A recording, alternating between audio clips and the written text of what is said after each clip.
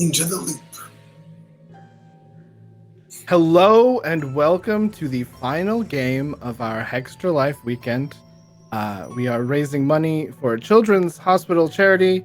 If you type !Hextra Life into the stream, that will give you all of that information. We have well surpassed our previous goal of 666 and have moved on to a goal of 999, which I believe we are very close to again, because you are all insanely wonderful.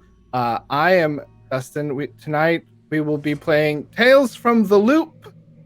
You know, a story of the 80s that never were, but sometimes I kind of wish that they actually existed, because this 80s is pretty cool, and the 80s were pretty cool. Yes, so we'll go around and just introduce everybody off the bat. I'm Dusty. You all know me at geonerd_v2 because Twitter killed my first account. Because I like to dance and be happy. Come on, why ruin a good thing? Yeah, and we'll just go around to the next, which I believe is Max. It's me. Hey everybody, my name is Max. I'm at Hydroforge on Twitter.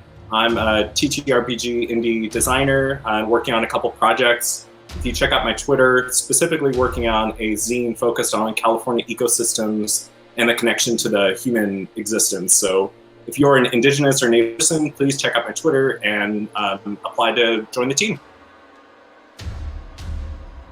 Next we have Jet. I'm at AhoyHoyJet on Twitter. I don't have anything nearly as cool as what was just stated, but sometimes I do some trash streams where I play games and hang out with friends. Glorious trash stream. And next up we have Sam. Hi, I'm Sam. I also don't do a cool zine about environments. Actually, I'm not Sam. I'm Sexy Tom Nook. Sexy Tom Nook. And you can find me on Twitter, where I tweet, and you can also get a tarot reading from me. That's cool. Spooky? It's not that spooky. Just send me a DM. Very good. I have been read by Sam. A+. And last but not least, we have Andromeda. Hi, I am Andromeda. You can find me on Twitter, where I keep track of the many games I am playing during the week. There's basically like one a day, and I'm not sure how that happens, so. All right. So I'm going to start off with a prologue for the game, and then we'll move into some player scenes. First off, I'll just give you a brief overview of... Oh, that's not how that works. I have to move you guys. We are playing in the Northern California town of Petaluma, about 45 miles north of San Francisco. It is just west of wine country. It is a very unique and interesting place filled with rolling golden hills with various species of oak trees. It is if you see a lot of iconic pictures of California, or if you've seen any of the cheese commercials of California, the rolling golden hills with oak trees kind of just permeates this whole area. And this is 1988, and we're dealing with the Tales from the Loop deal has a giant reactor that is usually placed somewhere, and here is the Two Rock reactor facility in Petaluma. And you know, no one really knows what goes on in the loop. Everybody works there, science is done there, but it's a very cryptic thing. And this technology has kind of developed from the late 50s into the 60s, and it's filled with maglev flying ships. So, you know, there are ships that bring in milk from out in Two Rock. There's cattle ranches, not cattle, but there's milk creameries and things all up and down. So the place is this weird mix of robots and mag ships flying around, and it's this quirky, weird place. So as we start our game, the camera pans out. It's nighttime, and it's flying across the Golden Hills, lit by a full moon. This is about a month before Halloween, and it's flying towards the Turok reactor facility, and it sort of weaves in and out and goes in through a window and goes down this long stairwell, and it comes out to this laboratory, and you see this tall woman. The lab coat seems to be a couple sizes too small. She looks like she works out. She is very tall, long brown hair, and she's standing in front of a glass window. And inside of this room, there is a small device, and there are a bunch of plants all around. And she is at the control panel, and she's flipping it, and the device is growing brighter and brighter as she's taking notes. And we only ever see the back of her. And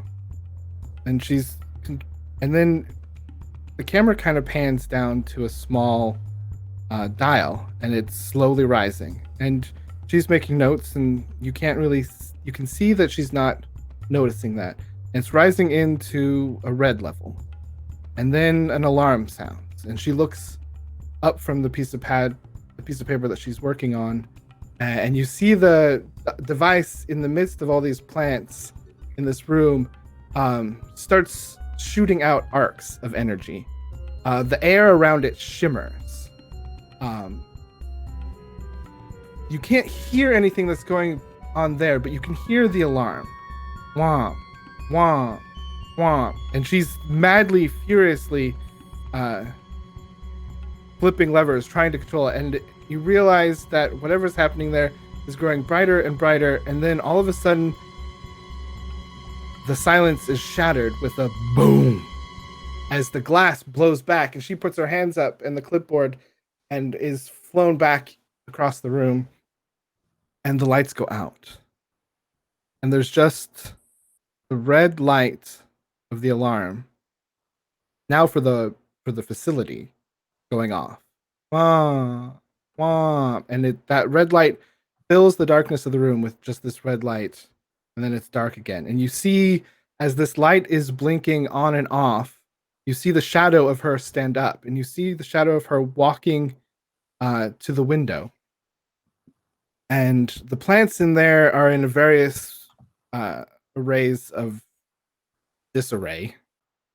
And she madly rushes around the sides, flings open the door, and walks in. And you see her as she's inspecting things, as this red light is going bright and dark, bright, and the camera zooms in on her as she's inspecting a part of the wall. And there's something there that wasn't there before. It looks like moss. And she sort of touches it, and can't really tell, but as the red light shines, you see it glimmer off of something that's falling off the moss. And you see her sort of rub it in her fingers. And then it fades to black. And it is now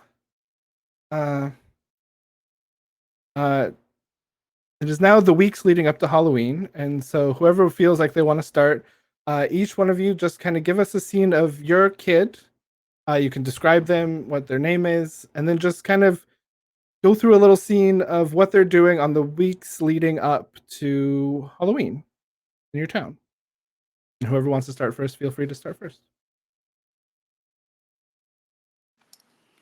Or I will call on you, like in school. No. Like, so, yeah.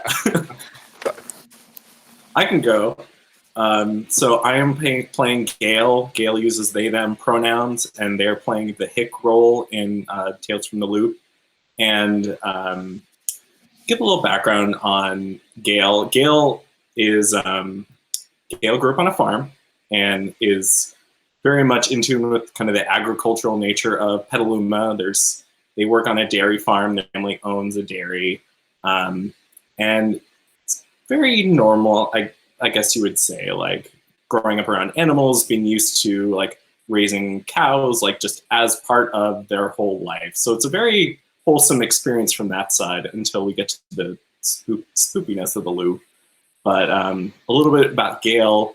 Their first scene is going to be, they're going to be hunched over in their room over a sewing machine, because in the weeks leading up to Halloween, Gale is trying to come up with a Halloween costume idea. And I can't for the life of me quite figure out what, but I know it has to do something with pumpkins.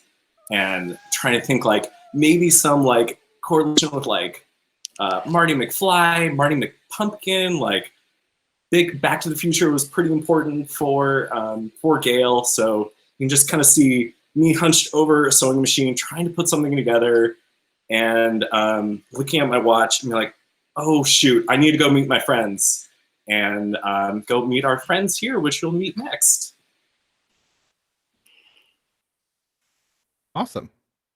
Anyone feel like they want to go next? I can go.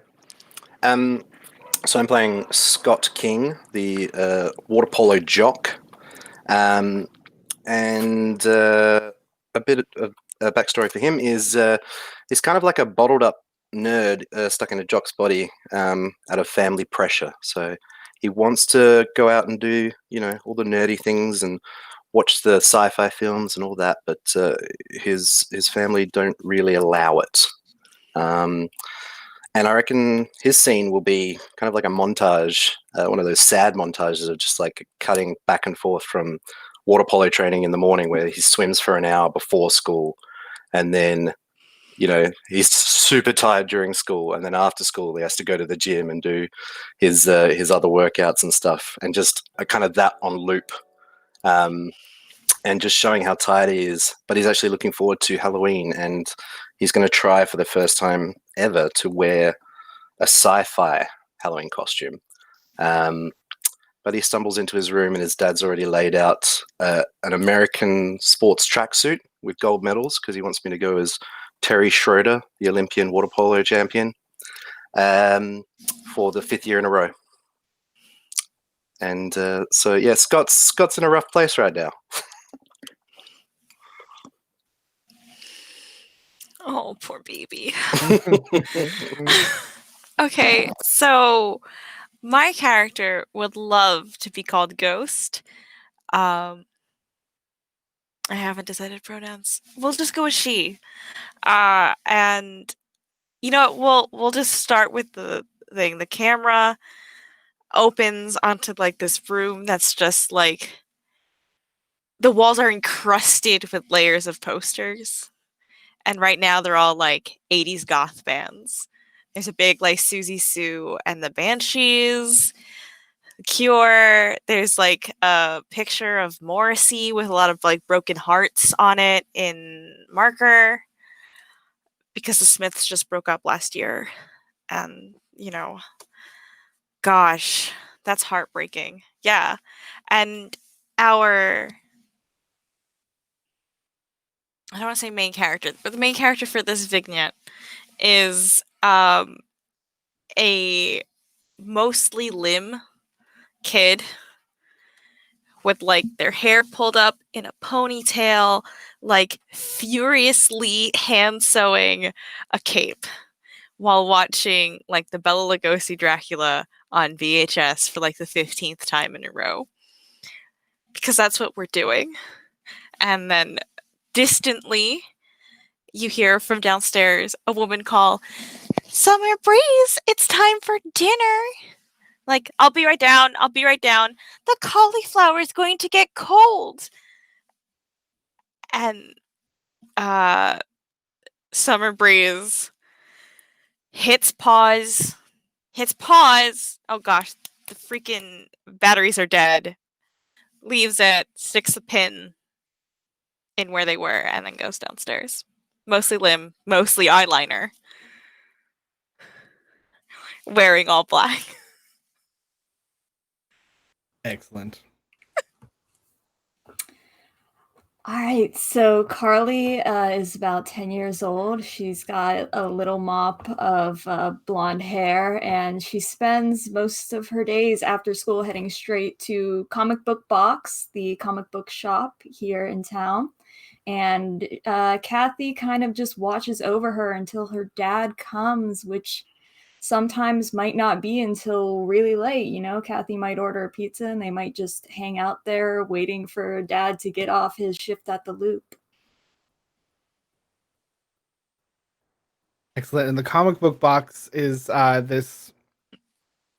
It's 2 stories down in the basement underneath this building, and the shop is very long and very narrow. But Kathy is probably, if anything, 5 foot tall, short black hair, huge Coke bottle glasses.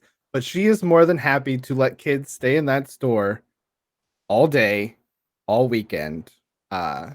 She's the sweetest woman you'll ever know, and she's based on a real life person. Just saying, she's my comic book lady from Petaluma. But she takes care of her kids. Kathy, if you're watching, we're sorry. No, Also, we love she would you. love this. She would love this.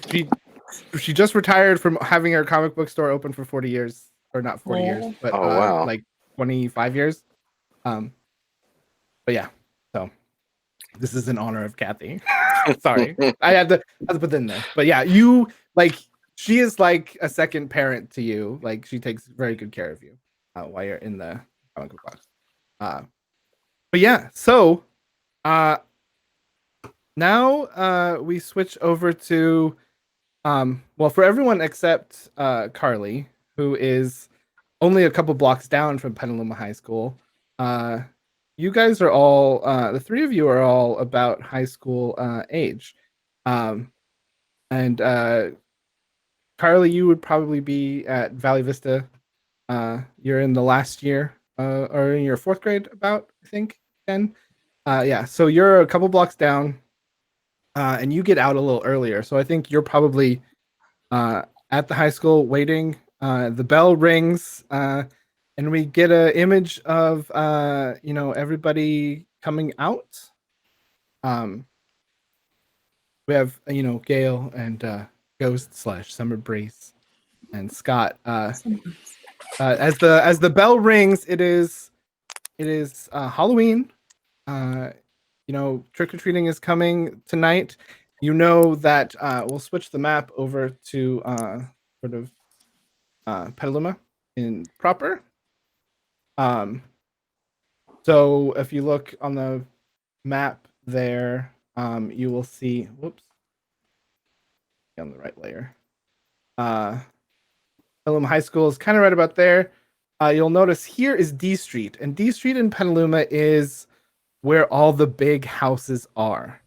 D Street is the trick or treating place. Every kid in Petaluma hits D Street because this is where all the rich people live. This is where you get the king size candy bars. This is where the house has the animatronics for Halloween and Christmas every year. They do a full ridiculous Sesame Street / Muppets animatronics every year at this one house. So, like, D Street is, everyone does their local neighborhood first, and then everyone gets in a car, drives to D Street, and then it's just up and down D Street the whole time. So you guys are just kind of getting the bell ring. I think we're going to start off with Scott sort of kind of walking out, and this kid in a leather jacket just shoulder checks him. And just like, hey, Dolphin Boy, how's it going? I kind You're of gonna be the gold medal guy again this year. And you know this guy. This is Ross Edward Zanders, but he calls himself Rex. And he's got his 2 little lackeys with him, Scott and Noah. And he just sort of like he does this in passing, but he kind of checks you and kind of laughs and just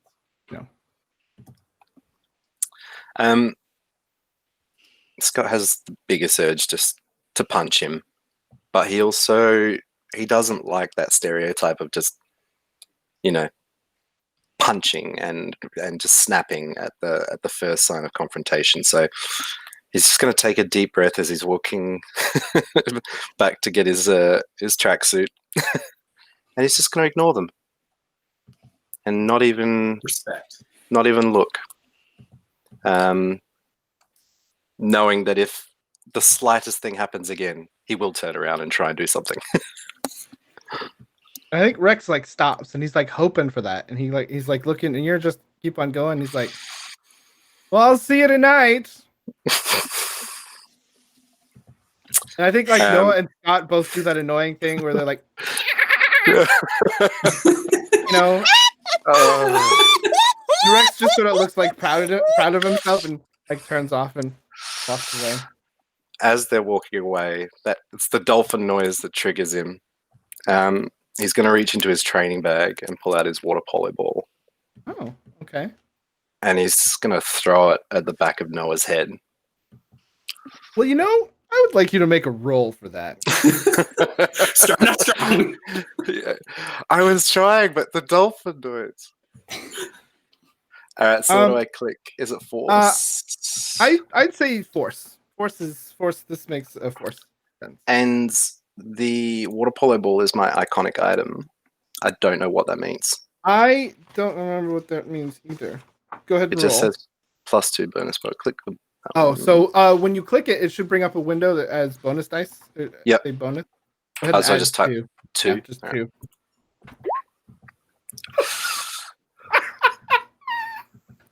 Okay, you only needed one success. I'm not going to tell you to put. I mean, you can push this if you want to. I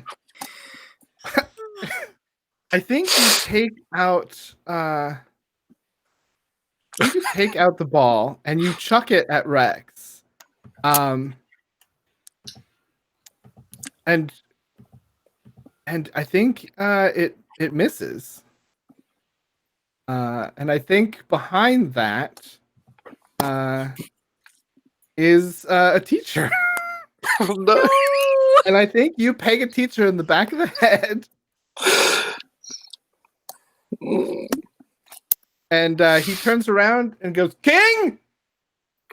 That's detention!" Violence isn't the way. I will see you tomorrow. Yes. Oh. And he's going to go over and collect his water polo ball, put it in his bag, and just, I think that just adds to the weight of tiredness he already has from all his training.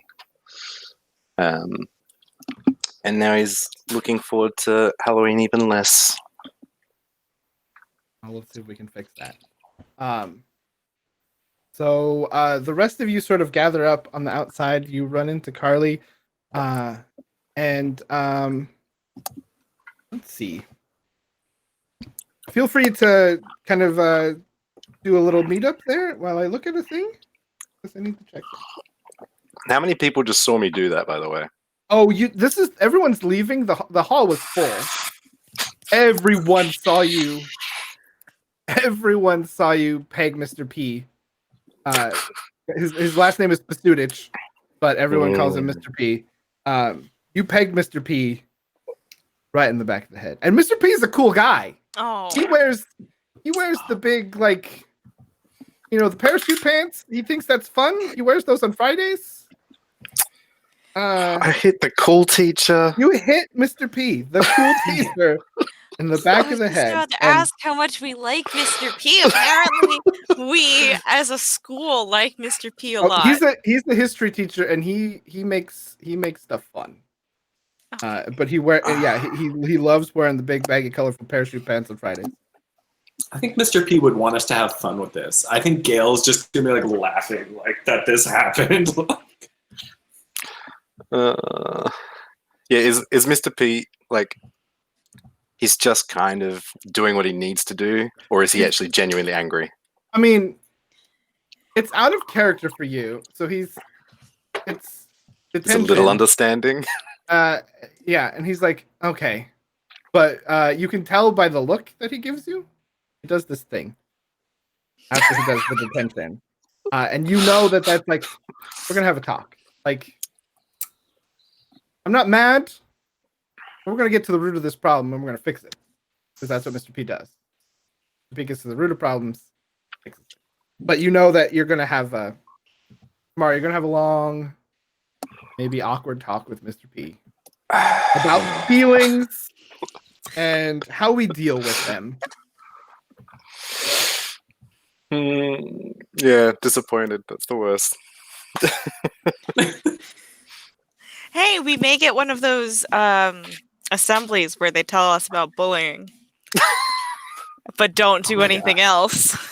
Yeah, right? Don't bully for 3 hours. Yeah, and then make an The example. camera just pans to like Nancy Reagan telling us not to.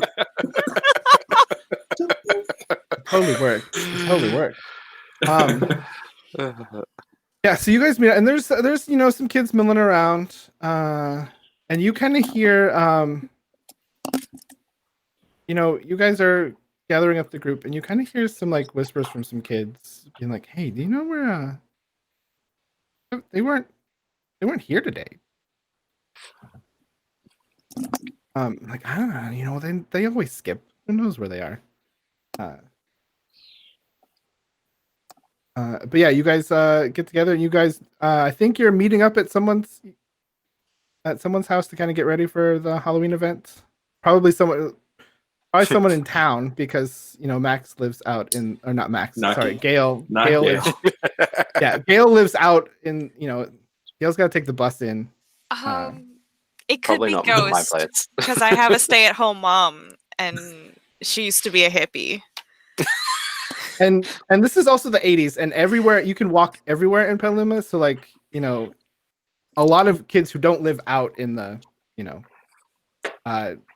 everyone walks everywhere. And you guys know that on this map, number 3 right there is the Phoenix. Scott, you don't get to go there very often. The Phoenix is a historic theater in Petaluma that has burned down multiple times. From the 20s on. And it has been rebuilt and rebranded as a theater until about, I think it was the 70s. This guy bought it and wanted to make it a fun, safe place for kids to hang out.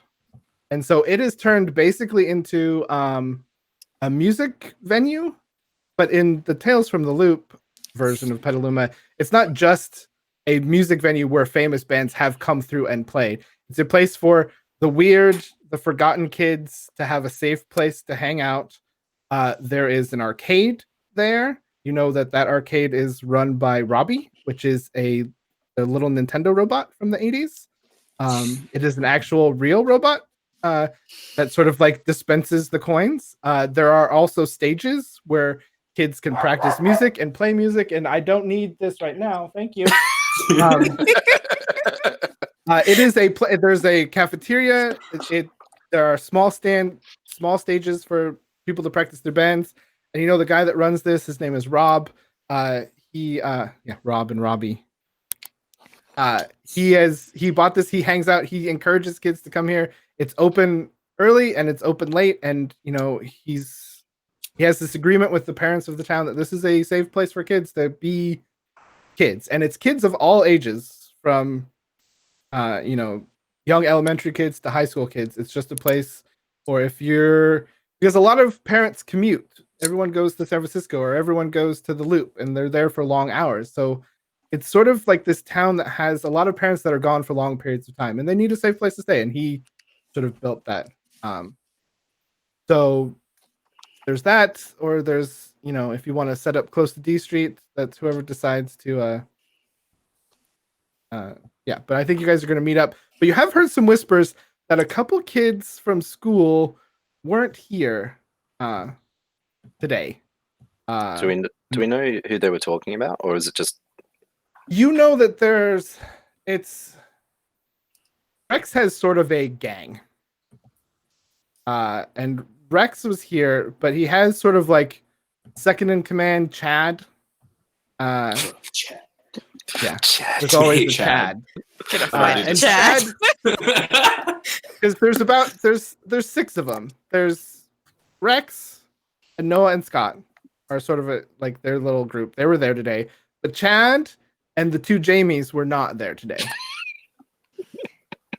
Are they spelled differently, or is it just the same Jamie No, spelling? it's the same spelling, or Love they're it. I spelled, love yeah. this.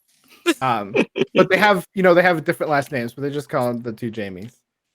Chad and the 2 Jamies, because Halloween, that's Rex and the whole gang sort of shake people down for candy at the end of the night. If your parents are the late kind of parents who are like, we'll get to D Street when we get to D Street, but all the good candy will be gone by then.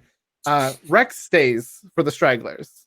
Rex and the gang stay for the stragglers, and if you aren't there early, and if your parents are like, we don't want to deal with the traffic at D Street tonight. That any candy you get could be confiscated by Rex by the end of the night. We gotta have a But yeah, plan. Chad and the 2 Jamies weren't anywhere to be seen. But you have a couple hours to fill in the gaps before actual trick-or-treating. I think Ghost's house is the best bet. Yeah, there's That probably sounds gonna good. be like cauliflower crusted chicken nuggies. Air fried. They had air fryers in the 80s, right? Probably not. No, I don't think But so. just the oven. Yeah, Yeah, no, or just oven a lot of oil. Just Yeah. a lot of oil. And for the record, I think Gail loves the Phoenix. Like, one huge part of Gail's experience is the concept of like found family. That, like, I didn't mention this in the intro, but Gail identifies as queer and uses they them pronouns. And this group have here with Ghost and everyone, like, this is a really tight-knit friend group from Gail's perspective, and going to places like the Phoenix and seeing all the music, like, having that environment is really powerful. So I think it's something Gail really likes, and I think Gail's really excited to go over to Ghost's house, work on some Halloween costume last-minute adjustments, potentially. I think Gail's kind of excited for this costume and has been collecting like tiny little pumpkins from around the town. Like if they're just like at the checkout counter or like they're at the school desk or something, like just the little one, just kind of slide it into their pocket and nobody notices and it'll be fine. I think we start that next scene with you've all made it to Ghost's house, and you're all it's about time. Sun's getting low. No one wants to go out trick-or-treating like when the sun's still up. It's that fine line, like and now. It's just as we're just about hitting the last little light, and it's about go time. So you're all there, and feel free to play out that little scene as you guys are preparing. Describe your costumes, like what you're ready, what you're excited for. Well, in my all-American tracksuit and my gold medals around my neck, I'm gonna reach into my training bag and actually pull out like a little fish bowl and be like, "Can someone please help me turn this into an astronaut's helmet? I don't want to be an Olympian. I want to go as a spaceman, but I don't know where to start. And all I've got is this fish bowl, and I kind of just put it over my head and start breathing as it fogs up." Yeah, is that going to be safe for you to all night? Can someone help me make it work? I just can't be an Olympian again. Heck yeah. Let's see, what can we do? We can do something with your medals. Maybe, I don't know, can we like detach them or something? How close do you feel to these medals? Let's wreck them. I'm done. Okay, cool. I'm so done with this. Like, let's turn them into, I don't know, like suit dials or something. I don't know. Yeah, we can do that. I struggle with the creative a bit. Gail just like pulls out the sewing machine that we carry. You just carry it on your back. No, it's like a little hand Little thing. Yeah, no, the backpack's got like the thread and like maybe some other crafty stuff, like some tacky glue. I'm pretty sure tacky glue was around the 80s. But like, Oh yeah. we can Oh, work yeah. something out. I think Ghost like just gets up wordlessly and like dives into the closet and comes back with like a small child size astronaut suit and like a bedazzler. Yes. I kind of want it to look a little shitty, so this is great. It's a bit too tight. Really makeshift. It's campy. We're just cutting the seams on the side and like adding lacing. Summer, you know that you guys just redid some ductwork? So out on the side of the house, there's some of that, foiled that ductwork, tubing. You could probably do something with that. Oh, that's awesome. Yes. Like there's just some cast off tubing outside. Yeah, it's waiting for garbage day. So there's just It's a pile waiting of, for me. yeah. Dumpster dump. Okay, so I'm gonna do a quick little Tales from the Loop has sort of like a skill check thing, and I want each one of you to come up with a piece of of the costume or how you help Scott's costume, and then we're each gonna roll and what you think your kid would be best at, but each one of you give me a roll and kind of describe what thing you're doing to help make this tracksuit into a space suit. I mean, Carly's really worried that he's not going to be able to breathe all night, so she's going to figure out something with the tubing so that he's A, not fogging it up all night and can see where he's going, and B, can actually breathe and keep it on all night in a safe manner. I love that someone thinks about safety. I love that it's the small child. We're just like, let's do something cool.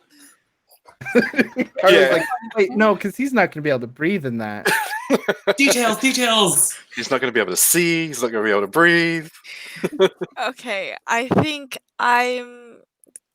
Ghost is absolutely like ripping out the seams and putting in like just terrible like grommets essentially and pulling out. I've been making a Bela Lugosi costume, so there's probably just some like velvet like ribbon. It's black. And we're just gonna replace the side seams and I guess the bottom arm seams with just some like threading like shoelaces. We're gonna get this on you. After I come back with the tubing. We're gonna make this work. All right, so I think this is a tanker. I think. Yeah, I think that makes sense. How? Oh no. Every day is the worst day ever. Well, now hang on, you guys. Carly, what do you think you would be? I could see you sort of being, maybe like a calculate. Like, I mean, you're sitting there. They're all just so gung ho about adding pieces. You're like, no, you guys got to put it together somehow, right?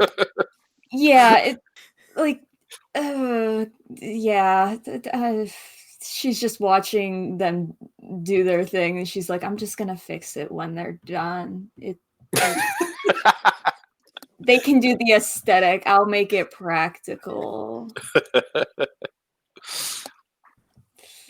Yikes! Yeah, so we can do a calculate, and my iconic item is my big nerdy Carrie Kelly glasses. So let's. Oh, yeah. I say, give that thing a once over. Add a couple bonus die. I got you. Don't worry. I can breathe. Yeah. So, Dale, how do you contribute to this? I think we didn't use all the like duct tubing So I kind of want to make like almost robot legs for Scott, like very kind of like, I mean, steampunky isn't the right word, but it's like, you know, like old. You see the old robots in movies and whatnot. Yeah, and it like just kind of looks it's like a 60s B movie sci-fi. Yeah. Yeah, the old sci-fi kind of stuff. And Mystery so I Science think Theater was starting around this time too, you know, so that's cool, you know. all right. So I think we're gonna have to somehow attach these duct legs over Scott's legs. So I think we're probably gonna use the pants of the costume and like try and kind of cinch the end of the duct to like try and go into the waistband or something. I think Gail's gonna just kind of go into it, like pull out the sewing machine, get the little needles, pin everything up, and we'll just see how it goes. Like this is very much like we're just trying to figure it out. So I think that is a tinker roll. Mm-hmm. Okay. Did I do it? Oh, I don't know bonus dice. Okay. Carly's holding this whole thing together here. I was thinking that. And now we get Scott. You have to now get into this costume. So I'm gonna say you're rolling a body. or like endure what's happening to you right now as everyone's you know, you need to be standing there, arms out, legs out, like as everyone's straws doing being jammed into my mouth through the fishbowl. Alrighty, so body. Yeah. Hey! Okay, you guys just made this. This is just barely a costume. Yeah. And I think we get that. I think we get that scene of you are all sitting on the couch, and Scott's coming out with it all finished. You put it together. He's now put it on, and you're walking out, and it's akin to Back to the Future when he's coming in the barn and he's dressed, you know, and sneaking into his father's room and blaring the thing. But it's like, yeah, okay. If you squint. It's not bad. That's not bad. It's gonna be dark. It's not a bad costume. It could have been worse. It could have been better. You could have a little more mobility. Scott is super happy because it's the first time he's not dressed up as an Olympian or a sports star or a sports item, which he used to be as a kid. He was always dressed up as a football. Oh, man, your parents. Whew. I am just glad we have this game to give Scott the life he deserves. Yeah, so you're mobility wise probably not the best, but you know what? You're happy. And I think that that's sort of I think that's a good place to end that scene. Is you're all just probably like, yeah, we did good. And high five.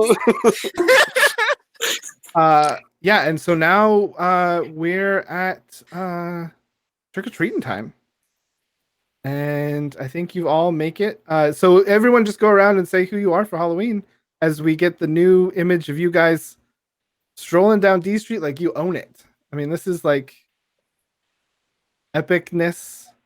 You're just walking up one of the side streets at D Street. The camera's just seeing all four of you in your costumes. Let's go ahead and we know what Scott looks like. Just the awkward robot at the back. Super wide leg stance. Bad Among Us cosplay. Beat it by 4 years or 30 years. Oh, I think also we might just have like a wheelbarrow on the side just in case we have to like wheel Scott around. Like, we told my mom it was for the candy, but we all know it's for when Scott needs a break.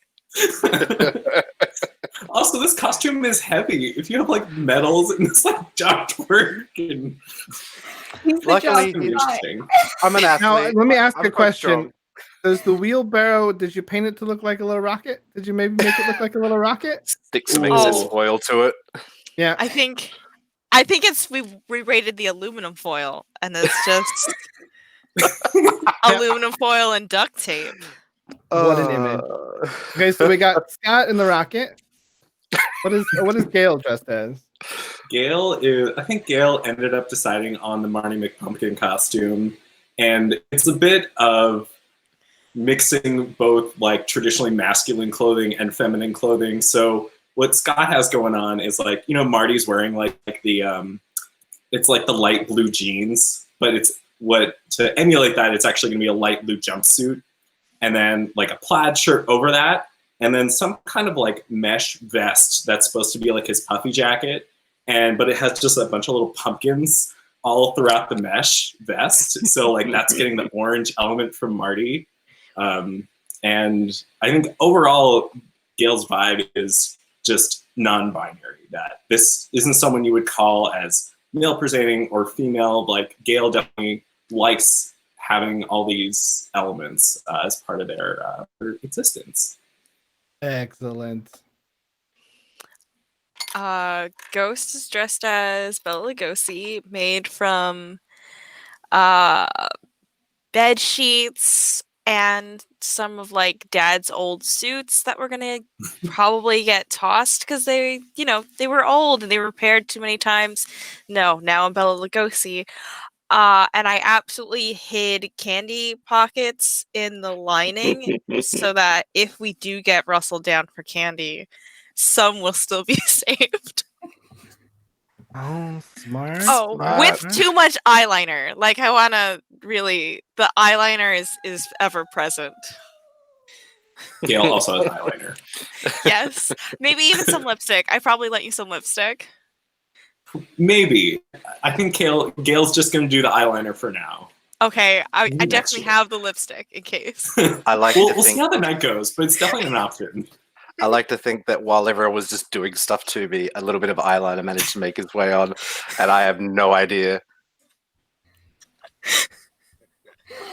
Carly is dressed up as Carrie Kelly, the Robin from the Batman, like Dark Knight's Return comic book, which she probably should definitely not be reading at her age, but no one's around to stop her. So, and it's as on point as it can be. She's been working on this for weeks. This has been her passion project, and she's very, very ready to show it off. I think out of the four of you, like this is like Carly, like it's like perfect. Actual Halloween costume. Yeah, like it's just amazing.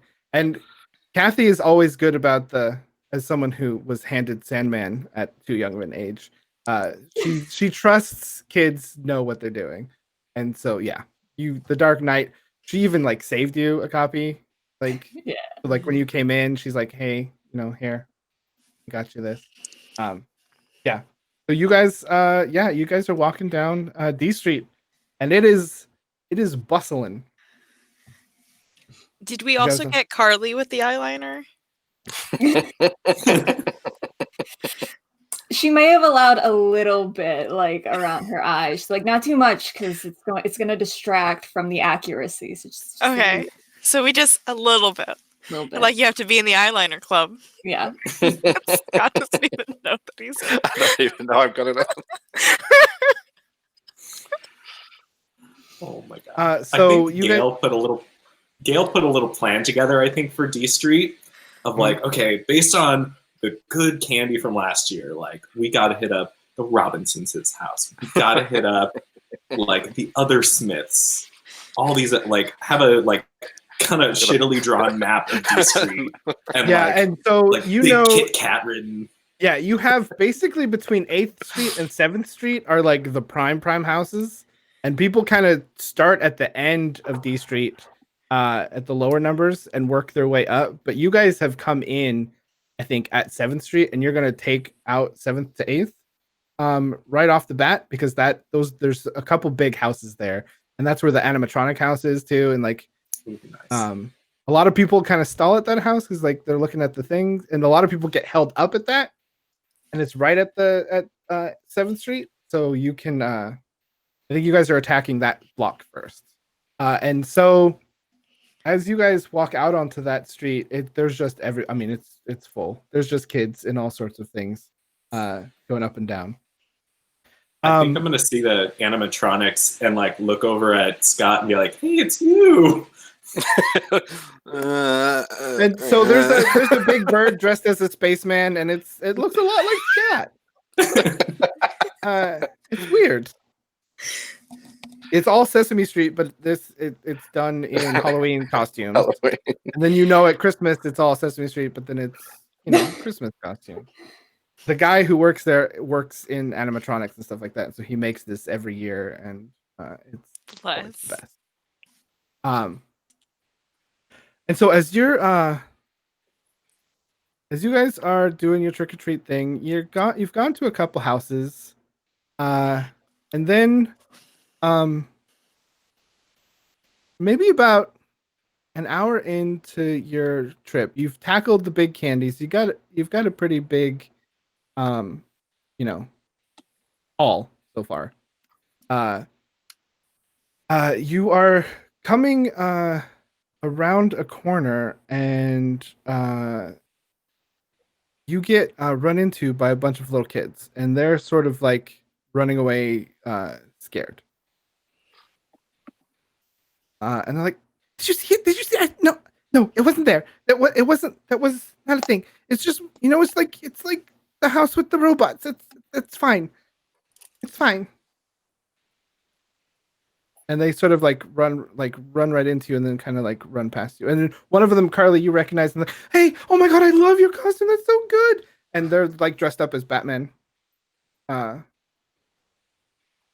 What? Yeah. What are you running from? Is it those big kids who like to beat up the? Oh no, Rex and the gang. We haven't seen them. But no, there was this creepy thing. We were walking by the house down over there, and they just had the bowl of candy out. I think it was just something they did to scare us. Everyone else got really scared about it, but I took a handful more than I should have. It's just, please just take one. More than just, no one's watching, right? I think it was just to kind of scare us, to keep us from doing that. It's just right around. It's just one of those weird things. But there's like giggling, weird. The pumpkins kind of moved. I don't know. Okay. I think they were just animatronic. Fine. Yeah, I'm sure it's fine. Oh, his ears are pointier, by the way.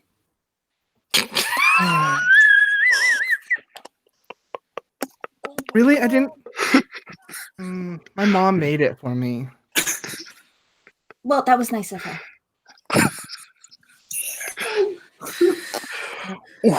Maybe I'll try. Maybe I'll ask you next year. Yeah, of course. Yeah, totally. You're always so smarter about this stuff. This it's like he's walking away, just like.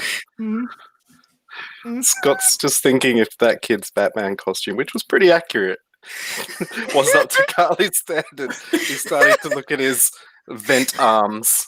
And oh no, he's starting to question his first proper Halloween costume. Oh no. Gosh, that was just me as a youth, and I didn't.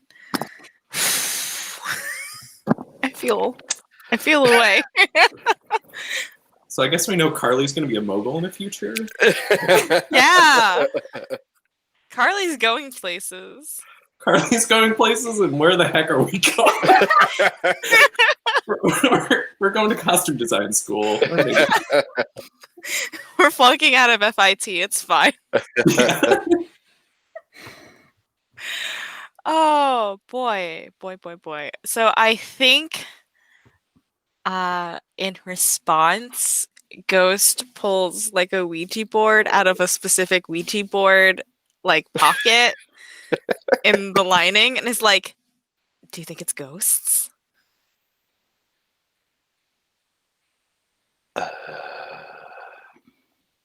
It's probably just a Halloween costume. Or decoration. I mean, if ghosts are real, I would think Halloween would be a pretty big night for them to come out, so... We should go check it out. We're gonna find out. How cool would it be to see a ghost on Halloween? I don't think we need to see ghosts. They're not real. It's all good.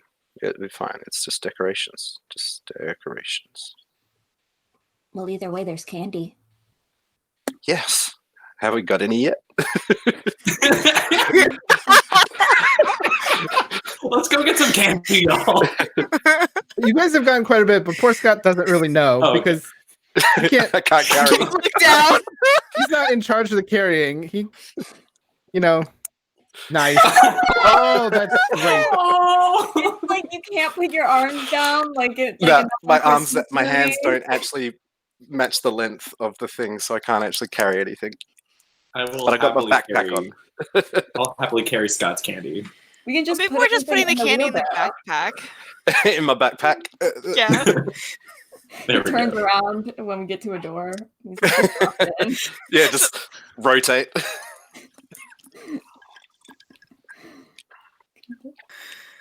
Okay, so you guys want to go around the corner and see what these kids were talking about? Yeah. Oh, Yeah. totally.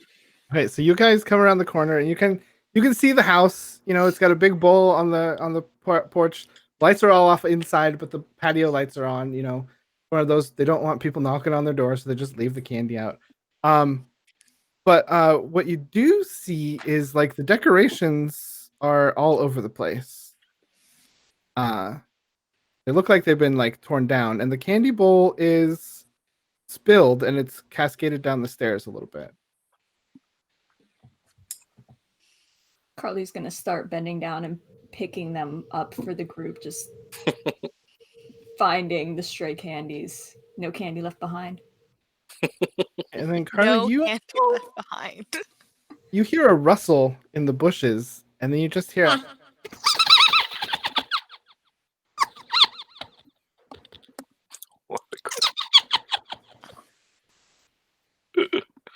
So Yeah, good. we're spooked. Ghost, I think it's your ghost. God, I love that so much. I think Ghost was like starting to look at like all these decorations, like, oh wow, who did this? Are there footsteps? And then like heard the laugh and just froze. Like with the cloak up on one side, just like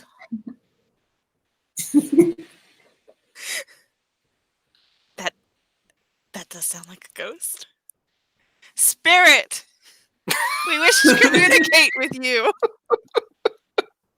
And I think Gail was probably up on the patio looking like, kind of like trying to look in the window and like see like, what's up with these people? Like, why they're like right near D Street. They should have good decorations. And then we hear the ghost and we hear our ghost say their comment. And I think Gail's like, we come in peace. We just want to meet you. Okay, and you say that, and all of a sudden, a bunch of the bushes rustle, and you get the feeling that whatever was there just took off down the street. And then from a few blocks down, you hear a couple more screams, and just like, oh, what was that? Oh my God, what was that? I think we scared your ghost away. Damn it, ghost. Maybe this is less seance and more Ghostbusters. I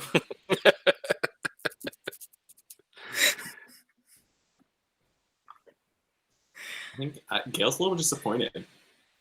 Yeah, Ghost is really disappointed, right? Like just standing there with the cloak outstretched, like, and then it runs away, like. Ghost, put your wings away. Let's find this thing. Gail's interested, but if you all are not, Gail will stick around with the party. I mean, guess we we can can go just check head out what it is. In the direction, just like head in the direction. we could 2-for-1 it, you know? We could get candy, follow the screams. Gail's already gone. Like when you said like, yeah, like same direction, gone. Gosh, I Gonna love it. awkward rotate in my costume and start following. Oh, then I'll turn around and be like, oh shit, we left Scott. I don't even know if we can go Okay. upstairs. Like, Who has the wheelbarrow? Is it Gail? I think I have it. Sure. it's either you or it's you or Yeah. Gail. It's Yeah, definitely not I'll me have and it like kind of like Carly's flip not going to around. be pushing Scott around. That's not physically No. possible. I'm in the wheelbarrow, if anything. Yeah, I was gonna say like Carly, get in the wheelbarrow. It's time. Carly's throne. That's really Carly needs it.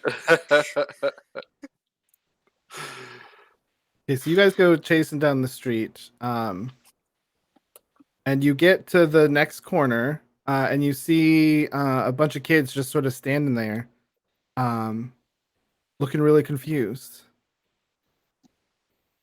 Like that? What the? Did you see that? I saw that. Nah, that must have been Rex in the game. What was that? Did you see a ghost? I have questions. What did you Was see? it an When did you see it? Something Was it came an out. alien? I mean, I don't know. It was orange, and it came out of the bushes, and it knocked me down, and it took my candy. And it went that way. Was it fuzzy? Yeah, maybe it's Is a it- cat. Fuzzy? I mean, why would it cat want my candy? It's a cat. You're not asking the questions here. Was it fuzzy? Okay. Okay. Pumpkin person. Whoa. Marty McPumpkin. Hold up. Marty McPumpkin. Get Marty- it right. Oh, Marty McPumpkin. Okay. Cool. I'm Leonardo. This is Thanks for your Michelangelo. service. That's Donatello. That's cool. The baby. Where's Raphael? And one of the kids just holds up like their little baby brother, and it's Oh. dressed as Raphael.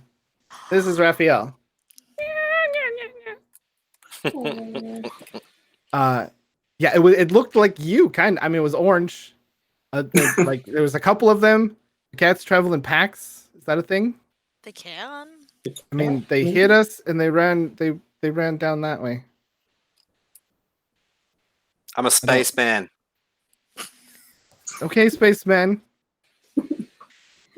I mean, looks like a space man, I guess. Yeah, we're gonna go.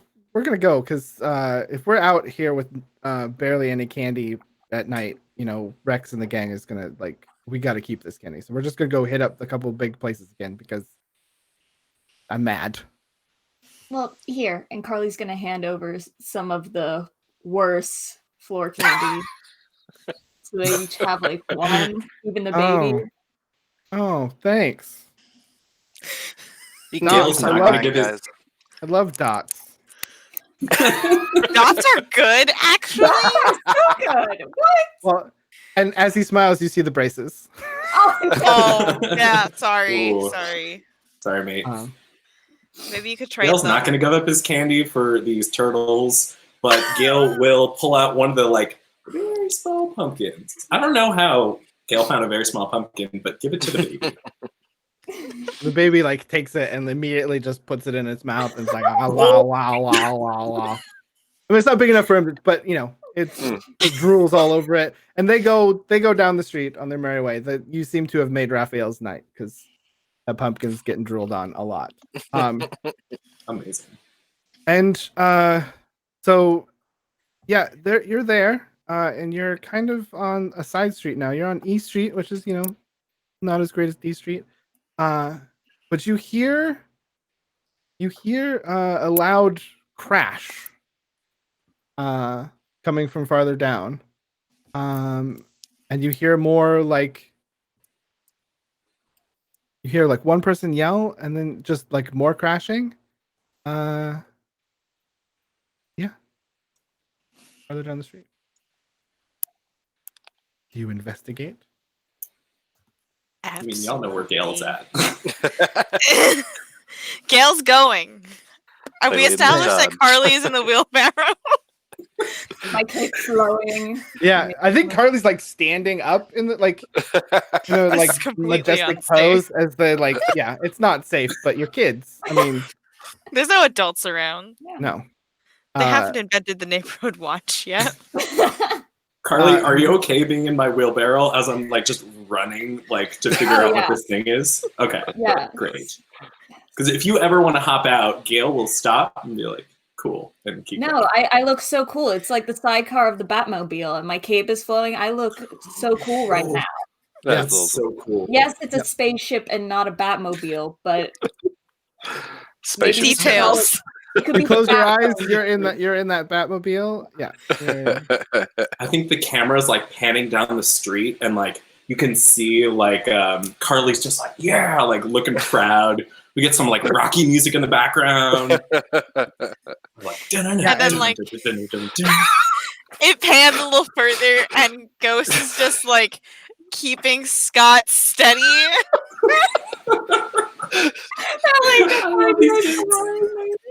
Well, I am running with a glass bowl on my head while my legs are wrapped in giant foil tubes, so there is a little danger there.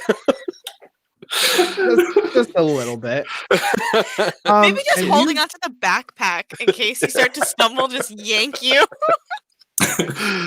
And as this chaos reaches the corner, there's a house, and there is just a large hole in the side of the like just smashed in the side of this house, and you see the bushes rustle towards the back of it, and again you hear that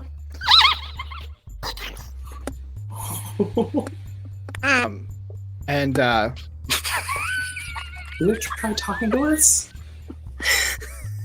And yeah, the whole house, this whole big part is just smashed out, and you guys can see that it looks like this house was sort of tossed, and you see a couple glimpses of movement of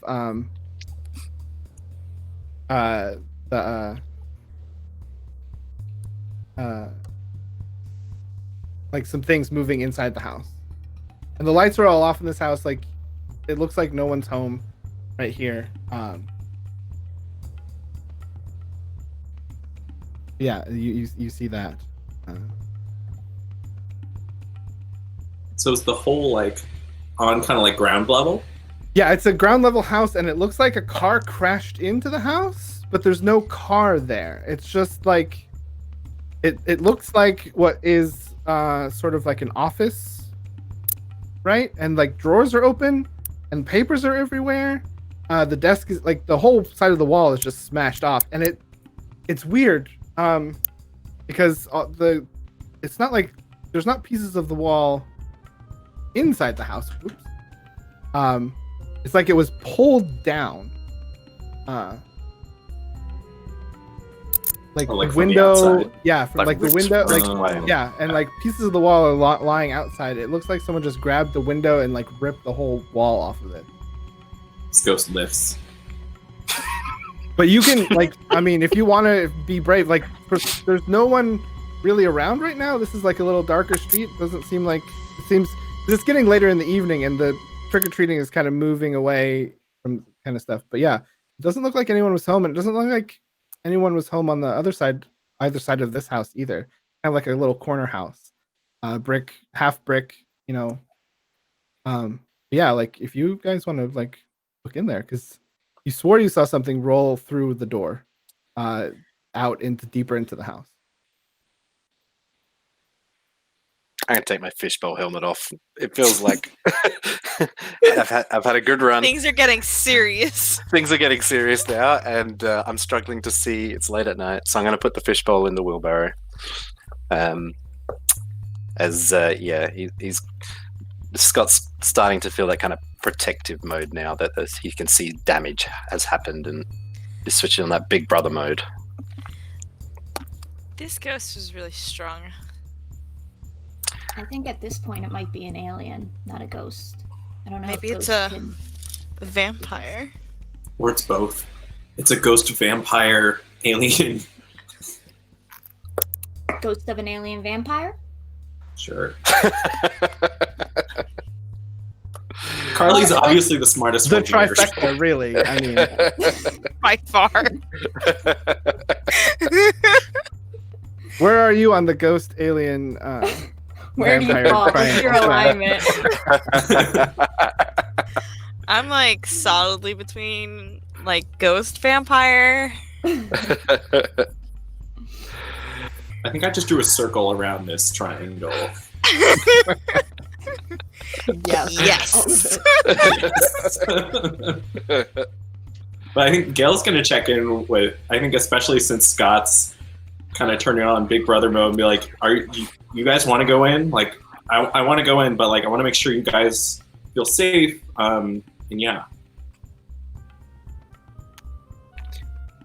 Well, I'm kind of conscious of Carly being the youngest, about the same age as my brothers, and I know her through the family. So I know that Carly can get enthusiastic, so I'm just watching over. I'm ready and candy in my slingshot. You have a candy slingshot? Well, I have a slingshot, but it was told that it likes candy, so fire candy at it. Get the hard candies out. Yes. Carly is always It was one like- step ahead. The red hots and stuff like that, you know. That's why I'm getting ready, because always ahead. Are we moving? Yeah. Ghost you. All right. But before we do, like, I'm gonna reach into my bag and pull out like my signature leather jacket and put it on under the cloak. Okay, now I'm ready. Alrighty. Let's go. I think Gail, or I don't know, Scott may want to lead, or anyone else may want to lead, but Gail is enthusiastic to say the least. I've still got the awkward kind of bent arms and stuff, so I'll kind of like start marching forward as a kind of human shield, awkwardly step through the gap. We're ready Okay. for combat. We got our tank in the front. so you guys step into this, and this looks, it looks like it was probably a pretty meticulous room.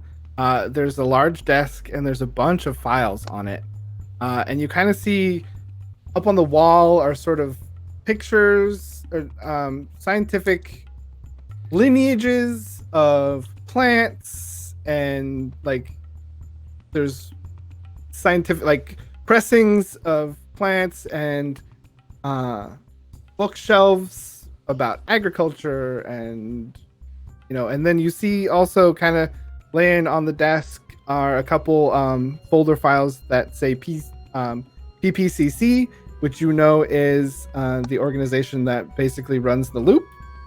They have a big building, the tallest building in Petaluma. It looks like an old granary. It is the headquarters for a loop, part of the loop facility. If anyone wants to kind of roll a comprehend or anything like that. Really? Comprehend. If anyone has a mind to do that. To look around this room.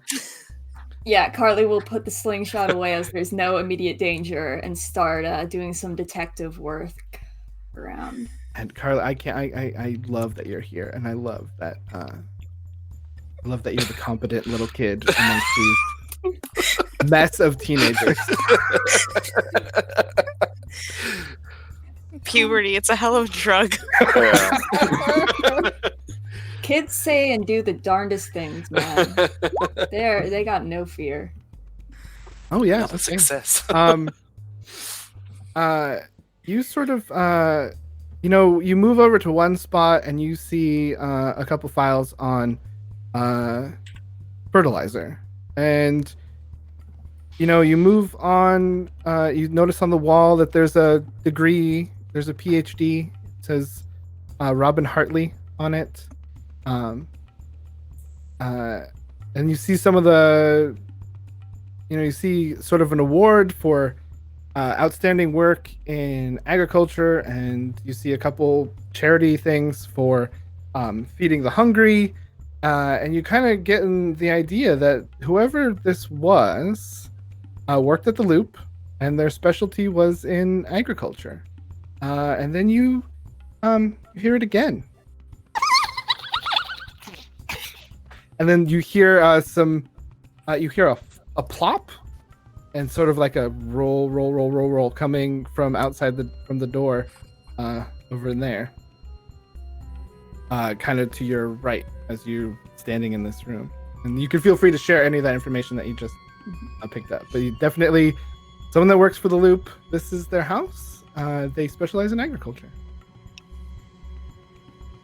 It's the Loop. It's always the Loop. What? I think Gail was just like looking at the planting, the pressings on the wall.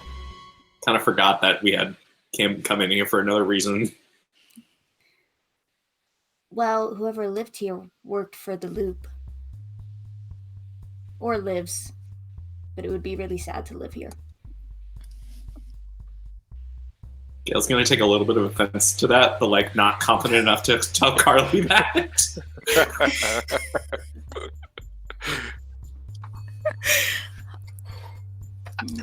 Do you think they're dead? Maybe.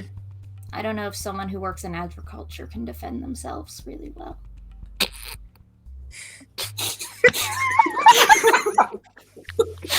Just keep roasting Gail accidentally. It's more uncomfortable.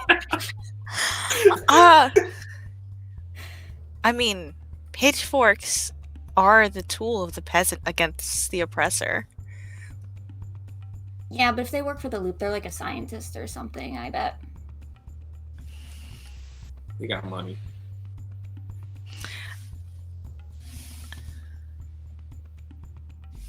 Okay, so should we go deeper into the house? I think we should follow the plop. The plop and the roll. And you sort of, like, as Scott says to follow the plop, you hear sort of like a plate smash. And you just sort of hear a...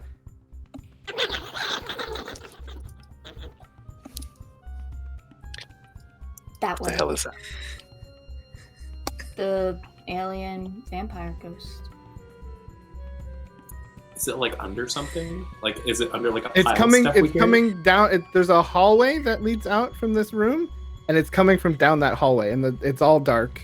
Because I mean, I think Carly probably turned on like a desk lamp, so there's power to the house and all that stuff. Mhm. But I mean, the lights are all off because no one's home. But you definitely hear some noise coming from down the hall. I'm going Gail to start said- waddling down with Gale. I think I'll like look over my shoulder, and be like, "Scott, you got me." You see this crinkling foil. It's like, yeah, we got this. Can you keep it down a little bit? No! This foil is everywhere. No, I think Gail's home. Gail and Scott, roll me sneak. I would love to. Damn it, Scott! Ooh. Oh, there it is. Oh, I'm not good at that. Hey! Oh, hey. Hey! Oh, okay. What happened? Okay. So you made it. Thanks to Gail. Wait. Yeah. Oh no, you both. Wait, hang on. Oh, you both. Oh, okay. So you guys. Okay, you have 2 successes over the limit here. So, you can use them to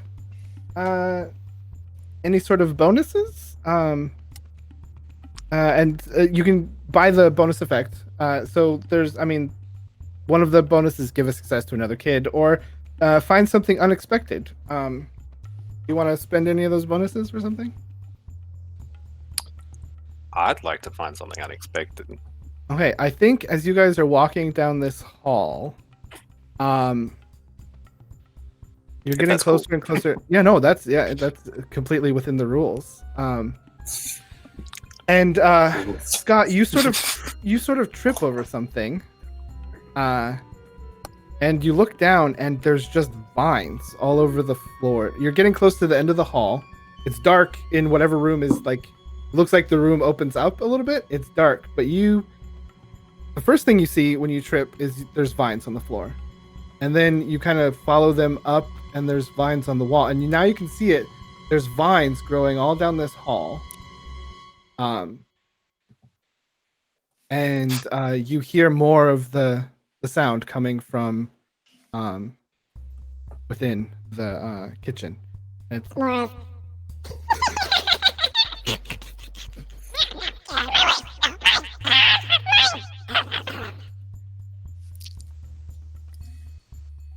As someone who hasn't seen many sci-fi movies, is that what an alien or a vampire sounds like? Yale's gonna whisper, I don't know. And you go further in? Oh, yeah. You go in, and I think you're feeling along the wall, and you finally find a flashlight. Not a flashlight, sorry. A light switch is the word my brain was trying to find. And you flick it on, and there in the kitchen are a bunch of pumpkins on the middle island, and they all turn and look at you.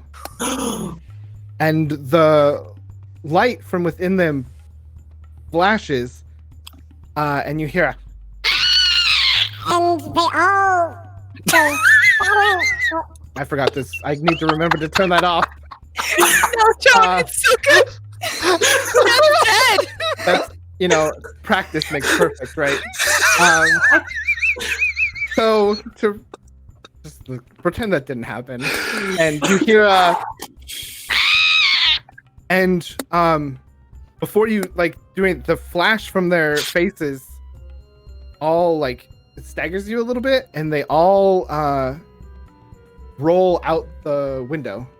I mean, they all kind of get up on their vine limbs and smash through the window, and that is where we're going to take a break. Yeah. Dun, dun, dun. Oh, good. I can eat this piece of candy that's been on my desk. I've been eyeing every time you say candy. So we're going to take a quick little break, guys. Remember, we're doing this for Extra Life Charity. We have a giveaway going on for Roll20 was nice enough to give us copies of Tales from the Loop. I believe the code word is Gourdknight. So we'll be doing that, but we will take a short little break, and then we will be back. So Stretch, we have, I hear that the voice in my ear is telling me that we have headline breaking news, that we have reached over $1,000 for charity. So thank you very much for that. Well done. Yeah, and so we'll come back and figure out where this mystery is taking us.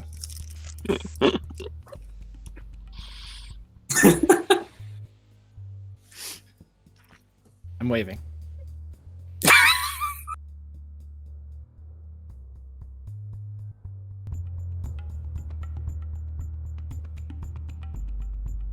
Where dreams are made.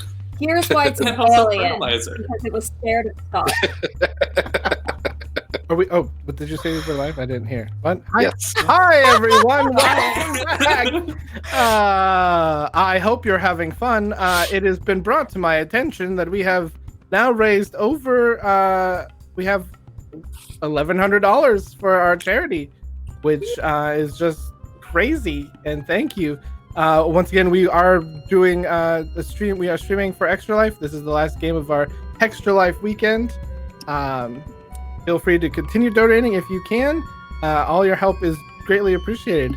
Also, thanks to Roll20, who is sponsoring a giveaway of a copy of Tales from the Loop. We will be running that giveaway until the end of the game, and we will announce at the end of the game who won. All you have to do is type Gourdknight in chat. I'm very proud with how professional I'm sounding right now. You do have to be present to claim the prize. So if we do the drawing and you win, please make sure that you say something in chat to claim the prize. And with that, we have left the kids revealing what appear to be sentient pumpkins that have now scarpered right out the window. And let's get back into it. So, Scott and Gail, Scott had turned on the lights, had revealed a kitchen island filled with various sizes of pumpkins that then screamed and jumped out of the window, leaving behind some what they appear to be have been eating a bunch of food.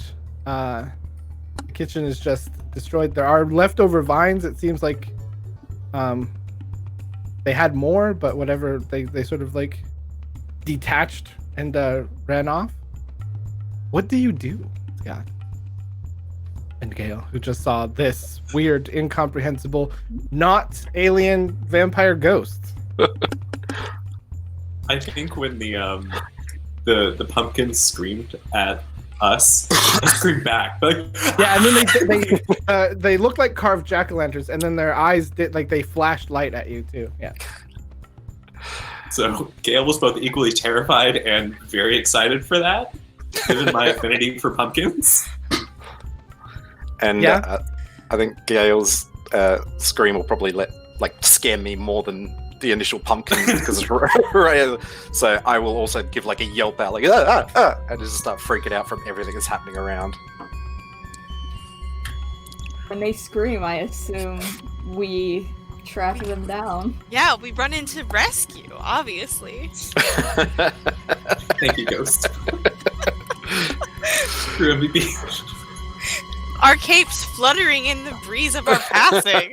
We look fantastic. I feel like Carly has like her like the slingshot out, diving in, Yeah. Like a as, jawbreaker in it. heroic Yeah. Robin. Yeah. Pumpkins with them. We know Pumpkins. what Gail's dressed Pumpkins. as. Why are Pumpkins. we screaming, though? The pumpkins with the like. Pumpkins. We know. We can see Gail. We know. There's no pumpkins in here. There are a lot of vines. There were pumpkins, and they had faces, and they lit up, and I think they were alive. And they jumped out the window. I think Yeah. they were eating the food on the table. Are you saying you saw living jack-o'-lanterns? That Yes. yes, that's probably the best description. It's like poison ivy. It is! I understand that reference. I don't think Gail fully understands, and Yeah. Gail's gonna be like, no, these are pumpkin vines. It was pumpkin, Carly. like vegetables. Yeah, vegetables. No, there's a Batman villain that, like, controls plants and stuff. She's like an agricultural scientist. She's a babe. Carly, are you saying what I think you're saying? What do you think I'm saying? Does poison ivy live here?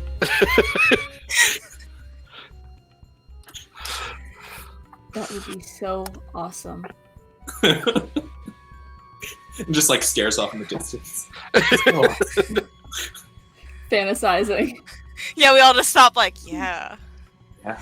We have to find the pumpkins! We gotta find the pumpkins! And Gail is going to. Oh, so go ahead.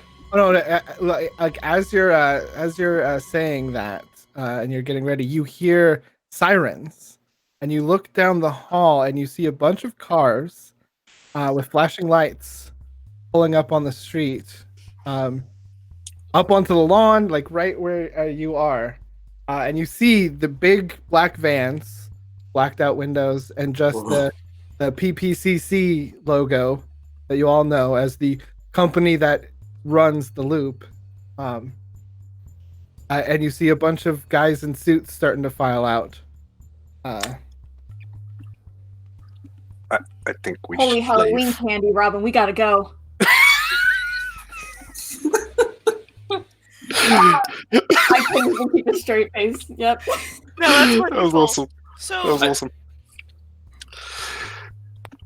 Yeah, I just start charging for the opposite door from the hallway. Yeah, there's think like a kitchen door that goes out to the back. Yeah, I'm just end. gonna run through with my shoulder and just try and smash it open and just start running in my robot outfit.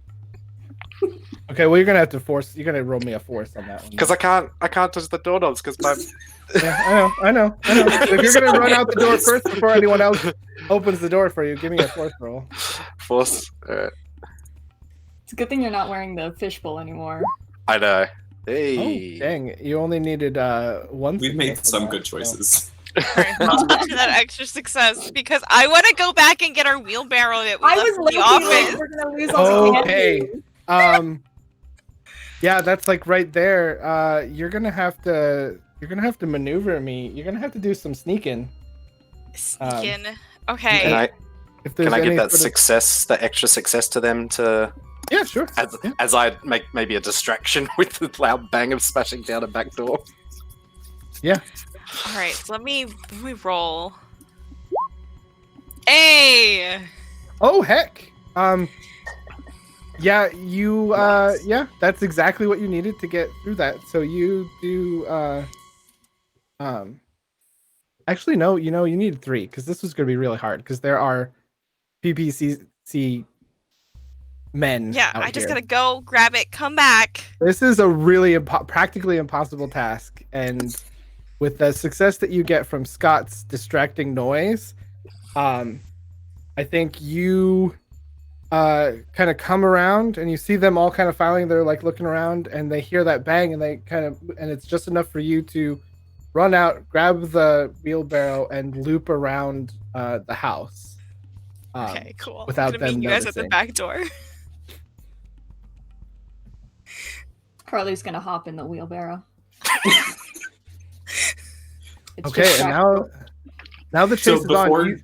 Oh, yeah, go ahead. Before Gail left the kitchen, Gail's gonna look around for the kitchen knives and try to cut a little piece of vine before Gail leaves. Okay, I think you could do that pretty easily. That's like right there. Oh, okay. Cool. Yeah, that's an easy enough task. It's right there. But yeah, so you guys run out and you see, I mean, there were probably like 7 or 8 of these pumpkins, and they're not being very subtle about making a path now. And you can see bushes, and you guys go ahead and follow behind them. I'm gonna need a couple like investigate rolls from you guys if you want to try and keep on the trail of where these things are heading. Yeah, let's Um, do Well, it. yeah. Do we all need to do it, or just one of I us? just pick a couple of you who think that I mean, we all know who the leader of this group is. Yeah, it's Carly. Oh dang! I don't think any of Oh. you need to roll now. No, that's Oh my god. yeah. That's amazing. This is Yeah. great. We know who the leader of this group is. The brains of this operation is the 10-year-old girl dressed as Robin. Yeah. Yeah, so man, Carly, you are just picking out back and forth. Like you see them. I mean, you're like, because you're just in the wheelbarrow and you're like left, right, turn down this street, go. And as you guys are doing this, you hear you pass a couple cars, more of those vans, and they're going slow up and down the street. I think it looks like they're looking for something. And one of them sort of like, 'cause, you know, they have the little light and they're like flashing it back and forth, and you see, they sort of like flash back by you, and they pass you guys by, and then they stop, and they turn around, and they're starting to come back towards you guys.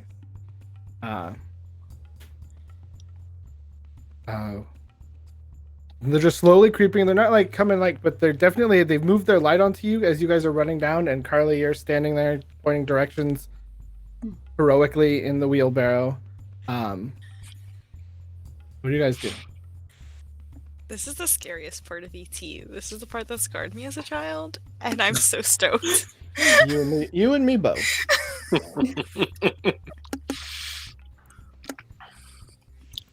I think we're being followed. I think they're on to us. Cops. Worse. Black vans. Oh no. Black vans. Caption, please.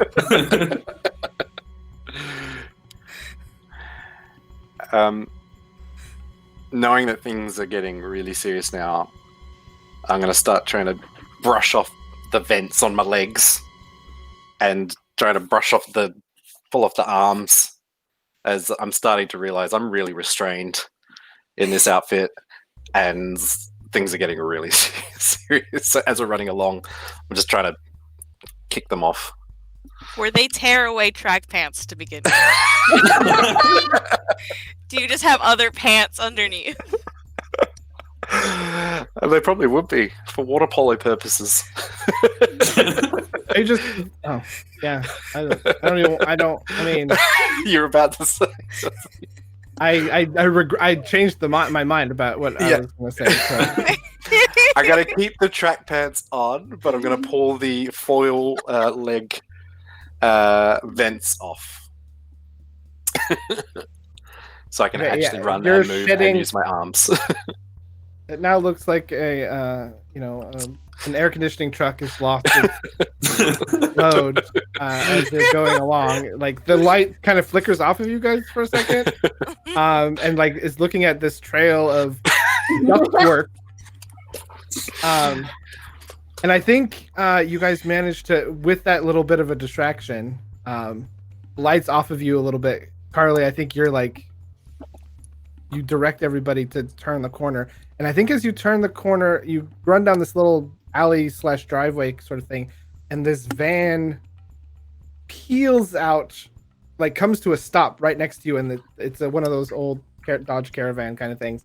And it's like an Astrovan. What was whatever the van was in the 80s? But the door slides open and there's this little old lady in there and two kids. Carly, you recognize them as Ishmael and Ernesto Sandoval. They go to school with you. And that is their grandmother in the front seat, Maria. And she looks at you both, looks at all of you and like, get in now.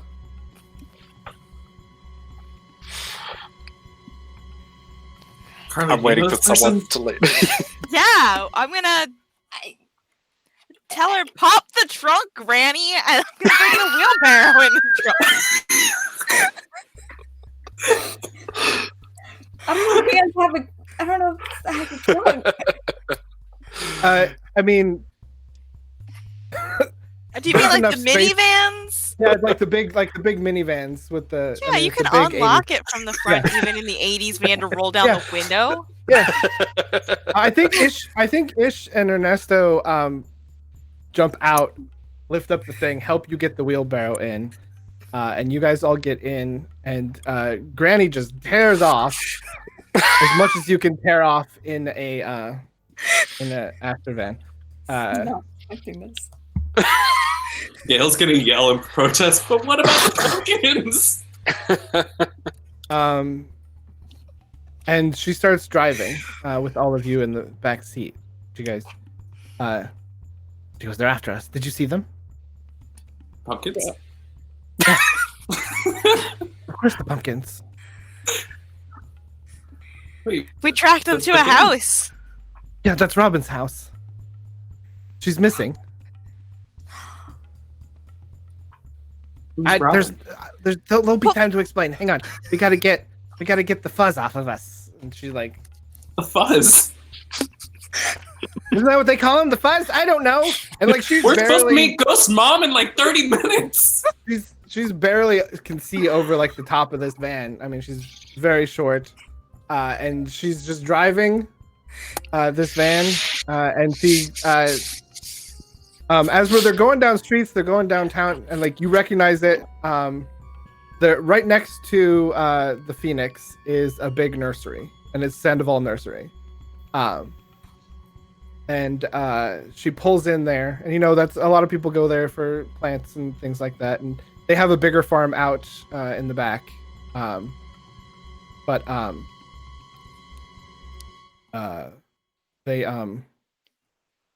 She pulls in, she gets out, she's like, come on, I'll explain. And she kind of unlocks, and you walk into the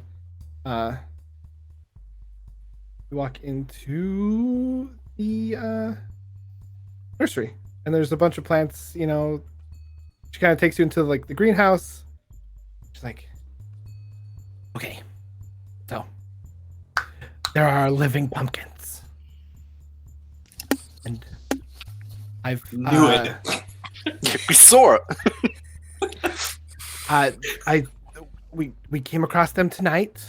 I heard some stories. One of my grandchildren, you might know him. His name is Jamie. I mean, his name is Jaime, but Jaime. he hangs out with Chad. yes, that little Don't like turd. Chad. Nobody likes And the him. other Jamie. Bad influence. Yes, and the other. Why they insist on calling each other the Jamies, I don't understand. But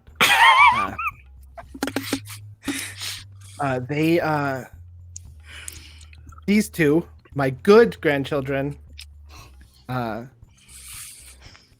were apparently going to steal some pumpkins from one of the research farms in the loop, and we haven't seen them. And as much as I can piece together, because I am a competent older woman, it's something to do with pumpkins. I'm not quite sure what, but I've caught one. You caught me. Where is it? It's here in the greenhouse. The music was perfect.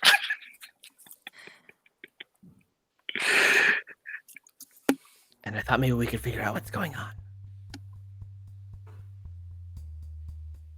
Because you kids always seem to know what's going on. Not all of us. Looks like Carly's really Chloe. smart. Looking directly at Carly. Carly's just thinking in her mind that Poison Ivy took Robin is just on a loop right now in her head. Poison Ivy took Robin. Okay. It's in the back. Come on, let's go. And she kind of leads you towards the back, and there's this big, like cloth-covered thing, and it's shaking like crazy. Like, okay, they're not the most cooperative, but maybe you guys can do something. And she dramatically tears off and in there is this tiny little pumpkin, and its vines are like covered all over the thing, and it's just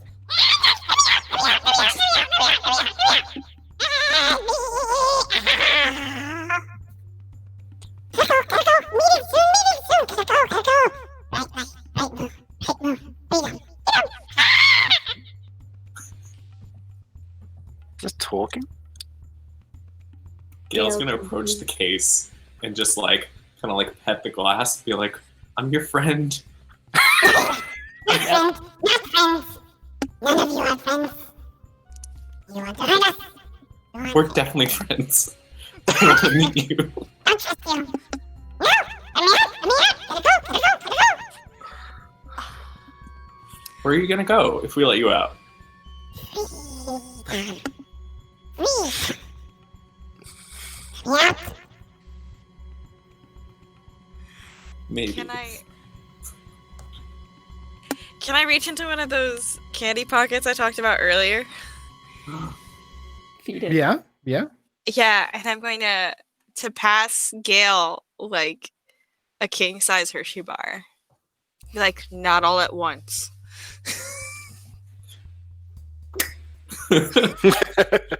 Breaks off a couple pieces and like shows it to the pumpkin. Do you like candy? Yeah. I like candy. We can be friends. Give me candy. Give me candy. Okay, I'll give you candy, and then will you talk to us? Give us candy. Well, thank you. Go ahead. I gotta remember to do that. Give me an empathize roll. All right. The pumpkin whisperer.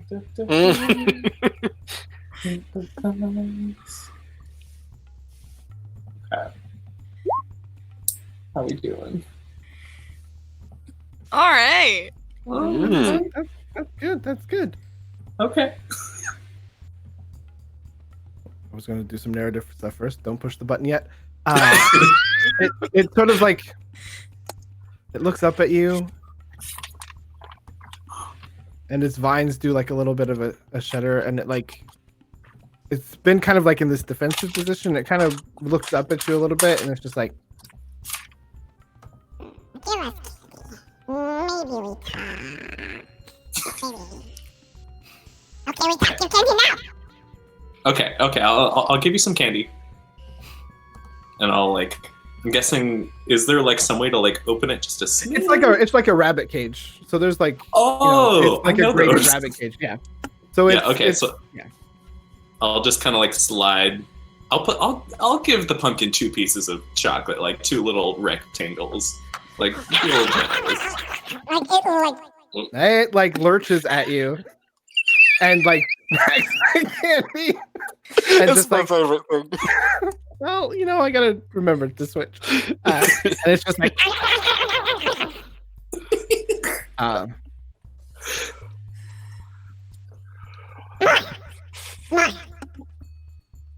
Where are your friends?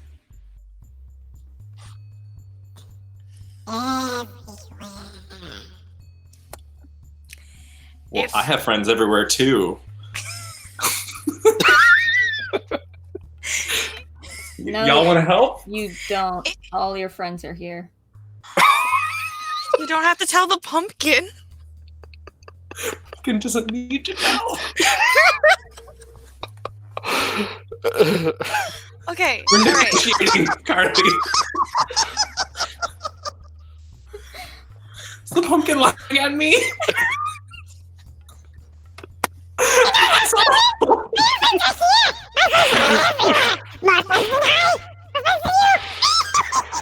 Okay, pumpkin. You stop laughing at my friend right now. You know, That's not very nice.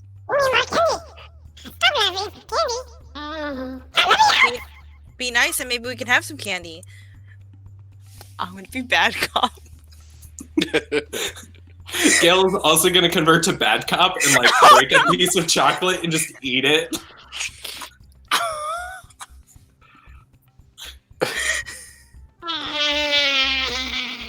Do you want candy?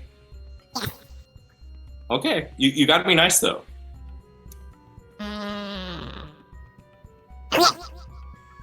Okay. Okay, I'll break off one square of candy.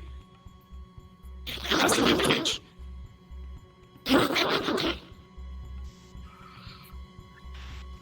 If we let you out, where would you go? To the meeting place.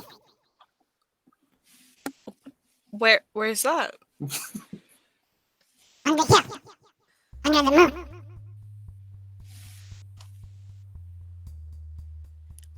I'm having a little hard time understanding it. I don't know about you guys. On the hill under the moon. I got under the hill. No, not under. On. On the- I forgot pumpkins don't burrow. Gail's got us digging all night. I swear he said under. Okay. In the help pot. You go to help pot. Help pot. You need help? No, we go to hell. You go to hell. Under the moon.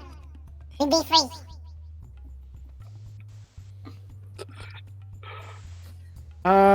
Who wants to do me a... What's the thing here? Probably a, investigate? Nose goes. Kale's lost. I kind of pushed Carly forward. I can investigate. Yep. Just do my thing. Yep, there you go. It's the phrase "hell put" that sort of triggers something, and you know that just outside of town, there is a place, and it's within walking distance.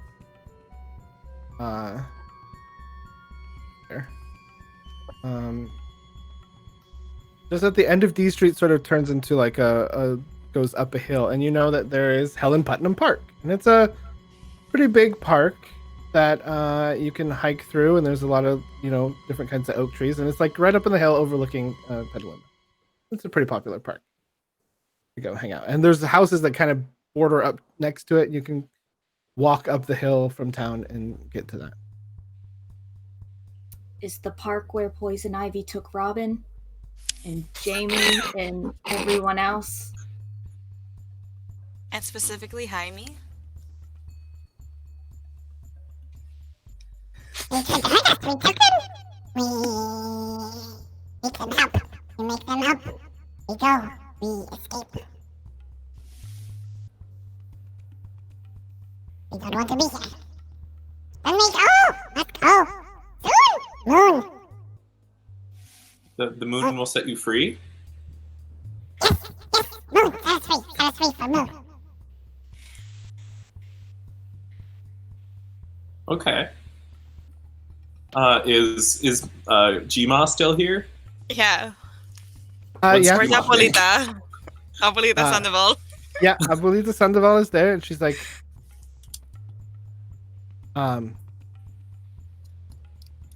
interesting. Okay. So, where do you think they are? I feel like the three of us just turn our head to look at Carly. I mean, there's a park at the end of D Street, and that's where we found these guys. I think that's what he's talking about. Oh, Helen Putnam Park, yeah. Oh, you think maybe they're there? They might be there. Also, pumpkins don't have genders. Yeah. They might be. They might have taken them there. We should go. And as she says we should go, you hear sirens again. Oh, for crying out loud. Can you stall them? Can I drive the van? I was just gonna put the cage in the wheelbarrow. It's so far. It's gonna take us forever to get to the park. I think what he looks at you, and Abuelita has been around this town for a long time. She knows who you are. She knows where you are, and like you're a farm kid. You know how to drive things. I do. She tosses you the keys. Yeah. And she goes. Mistake. She goes to the side of the greenhouse, puts on this backpack of what looks like spray fertilizer, and she holds up the sprayer in her hands like she's a Ghostbuster, and she goes, "I'll hold them off. You go."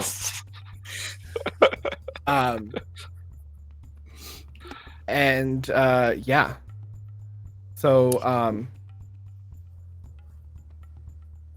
I guess we get in the van. We're taking the pumpkin though, right? We're taking the pumpkin. We're taking our pumpkin friend, the were pumpkin. I think the pumpkin, as you like pick up the cage and take it, he's He's like,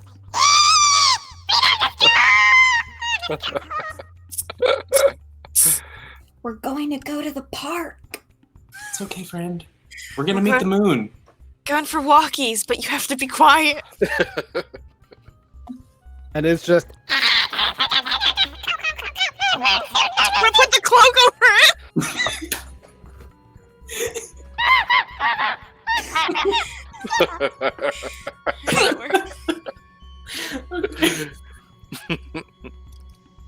Yeah, Gail's popping in the driver's seat. okay. We're going pumpkin hunting, fam. Oh my god. This is so much. This is even better than pumpkin chunkin'. And I think that the scene cuts out with Gail awkwardly backing up the van. It takes a couple little awkward, like, just for you to get the hang of it. You're used to working with like big farm equipment. I don't have a driver's license. Not Who's even in a shotgun? permit. Is it Carly? Is Carly driving shotgun? Who dares? Yeah, I think I'm in the back with the wheelbarrow and the I pumpkin. have a seatbelt on, and I have the pumpkin in my lap. Yeah, and I think the scene sort of like fades out as like with the taillights going down the street and agents getting out of the car, and just like you see Granny in the behind as like the camera pans to the car, and you see Granny behind just like and like spraying the agents in the face. And they're all like scattering. And I think the next scene is we kind of cut to you. I'm just gonna say that you guys get there. Maybe a couple mailboxes are taken out along the way. They don't need them. The van. I think what's neat is the scene is you pulling up to like the gate, because it's the parking lot's obviously closed for this. You pulling up to the gate, and there's some bushes hanging off the van. There's, it's you were trying to get here really quick, and you don't have a driver's license. Gail is an excellent driver. I got us here in good time. You got us here in good time, but you maybe cut some corners. That's all. Those of us in the back without seatbelts kind of stumble Hey, this is the out. 80s. With No a one wants wheelbarrow flying around. You don't have to worry about any other parts of your costume impeding you, Scott. You're just like... Somebody in chat said this, but yes, it was definitely the pumpkins that did that, not Gail. Just for the record to get our story straight. It was all the pumpkins. We know pumpkins. nothing. We don't even know about the pumpkins, actually. What pumpkins? Yeah, and I think you guys get to the gates, and you arrive at Helen Putnam Park. And for the record, as we did this driving scene, I think we had some like really good like 80s action movie vibes. Oh yeah, Like, 100%. Oh yeah, this was epic. Ooh. So here you are at Helen Putnam Park. You guys, what I'm thinking is you came up over here, so you're up in this neighborhood, but there's a gate and a trail that leads up to that. So you're at the gate. Actually, you probably just like drove into the gate to open it. It's also Not not that our irresponsible. Yeah. You have Granny, a talking it will pumpkin. hurt us. Granny, the van is durable. The van is durable. It's a Right, this is 80s the 80s. These van. suckers are made out of steel. Yeah, it's solid steel. Otherwise, you'll have to try and hop the fence, get the lock, however you decide to do it. I'll let you guys decide how you feel you've approached this. But you're at the gate to the park, and the pumpkin is really excited. It's shaking in its cage, and it keeps saying, yeah, I promise to show you the way, I promise to show you the way. Maybe if we pull the van around to the side, we can climb on the roof and jump over. Well, how does Gail want to take out the gate? Gail doesn't want to take out the gate. I mean, Gail is comfortable hopping fences. I don't know Yeah, we about the rest of y'all. I'm mostly leg. Can I open in the gate if I hop it? It's got a chain and a like a padlock on it. So. Okay. Okay, so is it like an actual gate, or is it just a chain and a padlock that blocks reasonable It's because people? it's there's a path here, and it only opens up when the park or park hours are open. So it's just a simple little like gate and a padlock. Because this isn't the main entrance. This is just the side entrance from the neighborhood side. You'd have to drive all the way around and into the park to get to like the gate that you could just step over. So this is just a fenced area to keep people from coming in and out. Okay, so if Gail goes over first, and then Scott passes Carly over. As long as we're cool with leaving the wheelbarrow behind, I don't think we'll have too much trouble getting over this fence. We'll just call the Sandoval's tomorrow. Get our candy. It's fine. Important though, we took our candy. The candy's in the wheelbarrow. Like, It's in the wheelbarrow. And the vessel's in the pestle and the brew is true. Do you want to load the candy into the backpack? No candy left behind. Well, I mean, the pumpkins like candy, so actually. And we need road candy. And maybe we should leave most of the candy in the wheelbarrow so we get to keep some candy. All right, I'll grab a handful, put it in my bag, and leave the rest in the car. Okay. And then, yeah, so I'm thinking we pass Carly over, and then we pass Carly the pumpkin. And then the two of us go over. Sounds like a plan. Yeah. Do we need to roll for this? Oh, I'm going to make you roll for this just for the fun of it. Oh, because what could go wrong? I think this is just this is a move, buddy. Okay. Great, I got none of that. I can move. That's why you're I being got 3 in my passed. move. Apparently, I can't move. Like, don't worry, guys, I can move. I can move. You have one extra.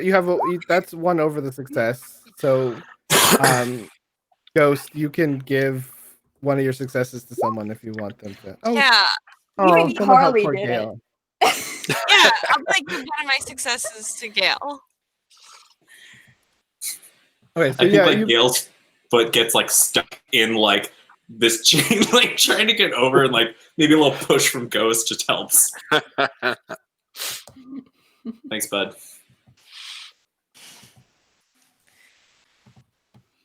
All right, Pumpkin, where are we going? The hill? Yeah, I'll show you. I promise I'll show you. I won't go far. Gail, I don't Pumpkin. understand them. Wait, the pumpkin wants us to let them out. You promise we won't go far. You- We'll show you. We show you. You promise you give us candy. You can show us from within there. Just tell us what direction. Straight. Straight? Okay. Gail's gonna like ask Scott for some candy to give to like get some candy out of the backpack to give it to our lovely pumpkin. Whoa.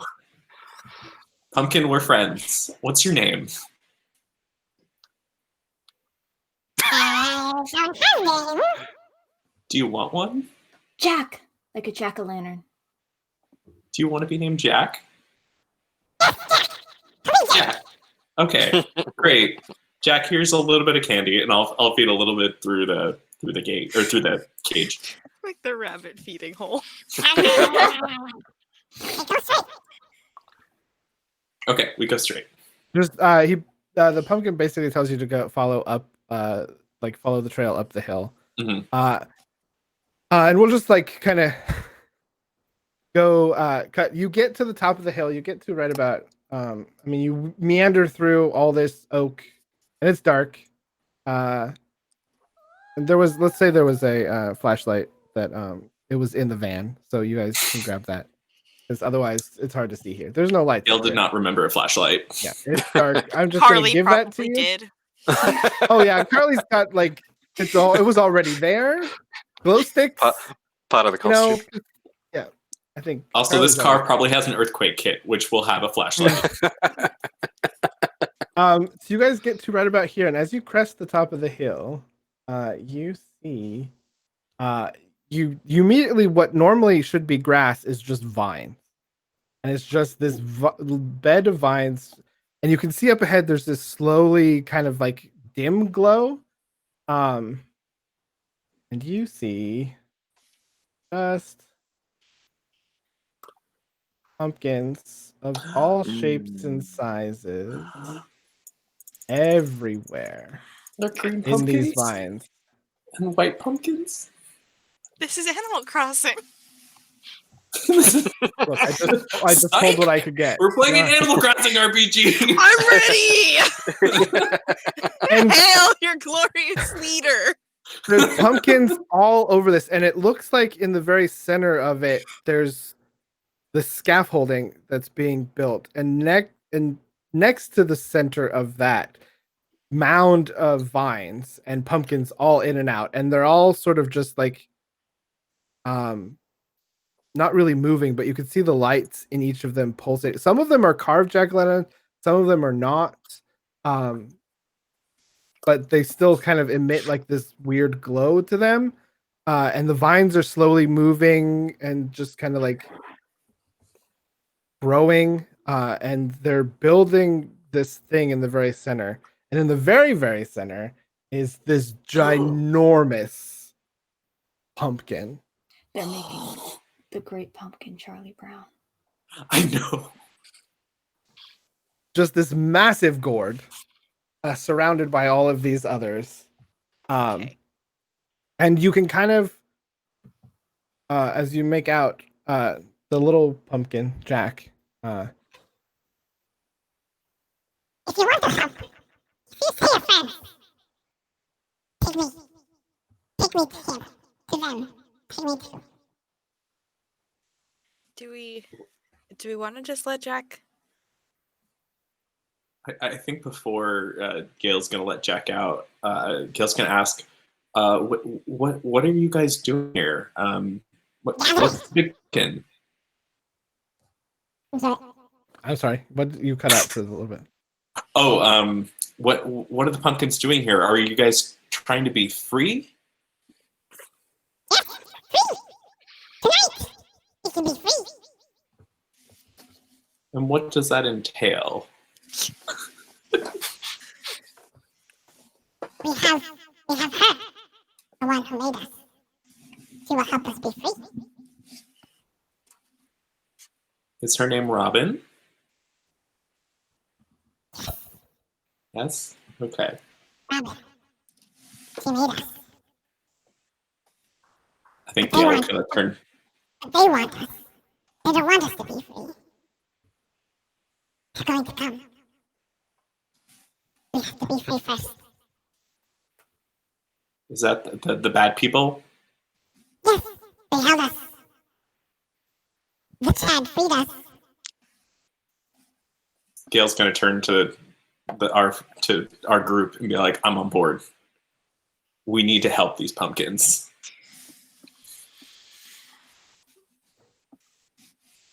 Bring me to them.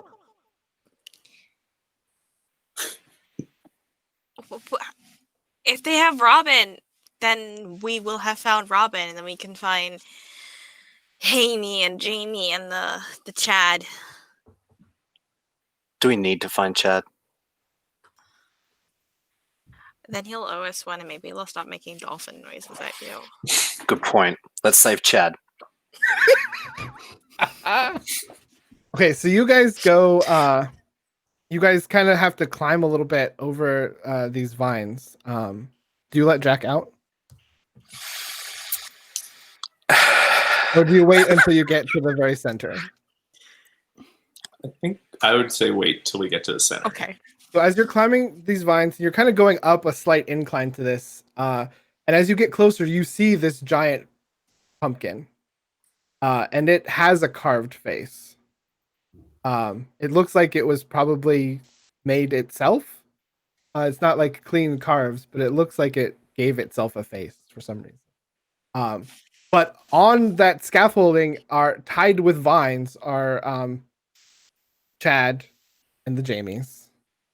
And at the very top of that, it's sort of like if you were to think of like a water tower.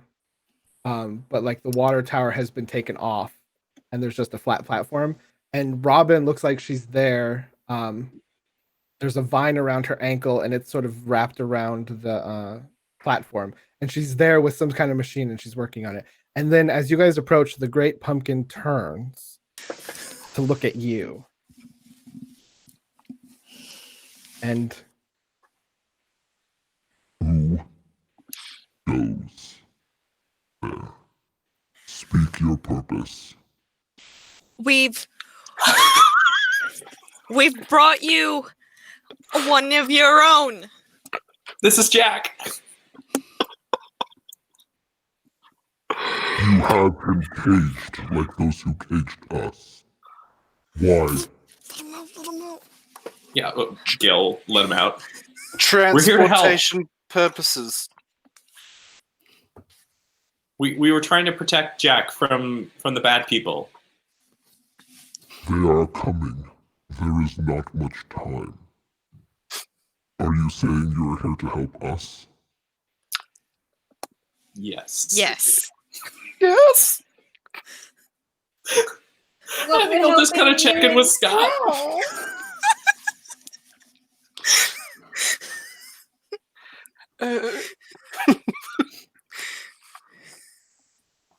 What are you doing with these people? We do not trust your kind. Your kind has hurt us. Your kind sought to keep us locked away. We wanted to be free. This is how we can be free. Are they going to be safe? Are you going to hurt them? We will not hurt them if they do not hurt us. All we want is to be free. Your people seem to value life, and so we are using that to our advantage. These three will be held until she finishes her job. Oh, it's a hostage negotiation situation. I think right before that, Gail was going to turn to Carly and be like, what's going on? I am not a hostage negotiator. And then Carly might be. I'm not trained for this. for a split second, the pumpkin turns, and all the other pumpkins also turn and look in the same direction. They are coming. Time is short. If you help, do it now. How can we help? Well, that's up to you kids. So we're entering the showdown, and you get a chance to plan. I will give you a chance to talk to Robin if you want. But let's do that. So go ahead. And then we'll go into the actual showdown. But yeah, Robin is there. The Great Pumpkin is now sort of focused, and all the other pumpkins seem to sort of be focused looking outward, as if, keeping an eye on however they're doing it. The way with these vines are, they must be growing all over the park by now. So they probably have sort of ghostly pumpkin eyes everywhere. And they say time is short. So yeah, if you want to talk to Robin, she can kind of give you the lowdown on the information. Yeah, I think that seems like the smart thing to do. So do we just pick our way through this immense pumpkin patch to get to the base? I think she sees you down there. And she kind of gestures to the pumpkin, and the vines that were around her ankle kind of move up to her waist, and move her down across and down to you. And you see Very sort of Wonder Woman-y kind of looking scientist. The one we saw in that epilogue, or not in that prologue. She looks like she knows her way around a A gym short sword. and a short sword. But is also a very good agricultural scientist. Yeah, she gets set down and she's like, "Who are you guys? Why are you here?" Granny Nice Sandoval Robin costume. Thank you. was concerned about Hamey. Oh, the teenagers that Yeah, stole those the jerks. I'm afraid that they're kind of well, no, I'm not going to blame them. They didn't start this. I started this. But yeah, we met a pumpkin and bribed it with candy. Okay. I mean, Bribed is a strong not, word. she kind of motions around with it. That's not the craziest thing I've heard tonight. And it told us where to go to find the missing people. Yeah, no, that's where we are. Yeah, and like down with the PPCC, I guess. Hell No, yeah. that's my job, so I'm not gonna agree with you with that. You know, I was doing legitimate science. I was trying to feed the world. Okay, that's what I was doing. You're a hero. Or an evil scientist. I'm an In you know, I'm a scientist. First of An all, not a anti-hero. hero. I'm just trying to do what's best. Wait, so this is poison ivy? Poison Ivy and Robin are one and the same. Oh my god. I think Ghost is just gonna gently like rub Scott's shoulder. It's been a long night. I think Gail's gonna do the same. Be like, how you doing, bud? Like each rubbing a different shoulder. Yes. You know, I was doing research on you know, a way to make to grow things at a faster rate, at a better rate. I was using some of the research that we've also conduct in the loop, and something happened, and I discovered this fungus. It was marvelous. Its spores had a property to rapidly grow things at a tremendous rate, and I thought that this would be great for countries that are having problems growing crops and growing food, and this would be revolutionary. And so I started using it, and then I noticed a side effect. Not really a side effect. I noticed a property inherent in the fungal spores that I didn't anticipate. These fungal spores are sentient. I don't know where they came from, but they were growing on the side of the wall, and you have this. I was basically shut out of my own research by men who didn't know what they were doing. All of it was stolen. They have been using this spore to create more of these. They have been interrogating and testing and ruining these poor things. And the Chad, as the pumpkins call him, and they broke into one of the facilities, one of the growing areas, and stole a couple. And that's when I saw my opportunity. They came to me, and I offered to help them. I can't really explain it, but I have the device. I'm probably going to get fired, but I brought the device that I was using that day.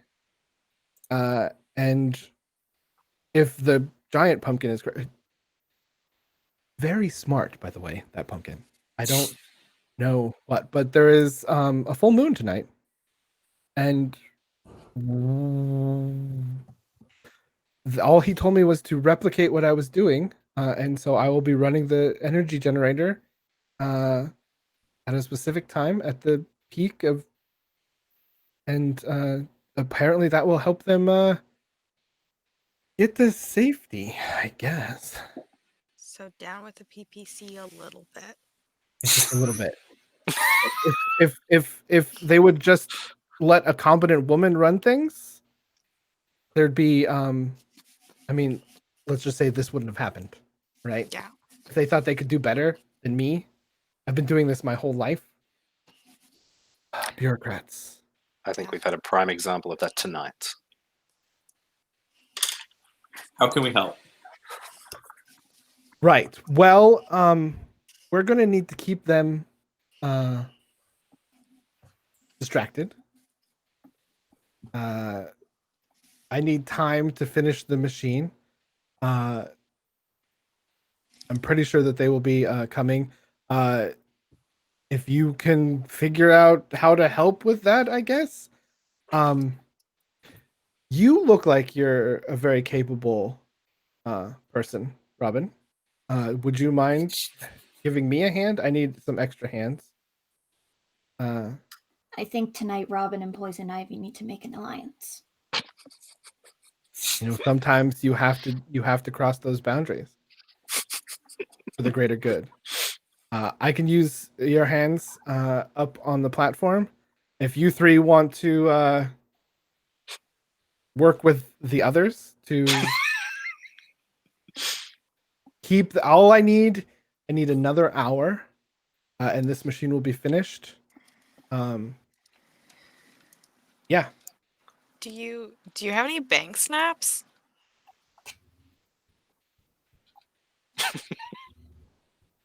Me? Are you asking me? Yeah. Because Well- I can make a great distraction with a box of bank snaps. I mean, I don't, but maybe ask. Let me see what I can do about those three. Maybe they can help you.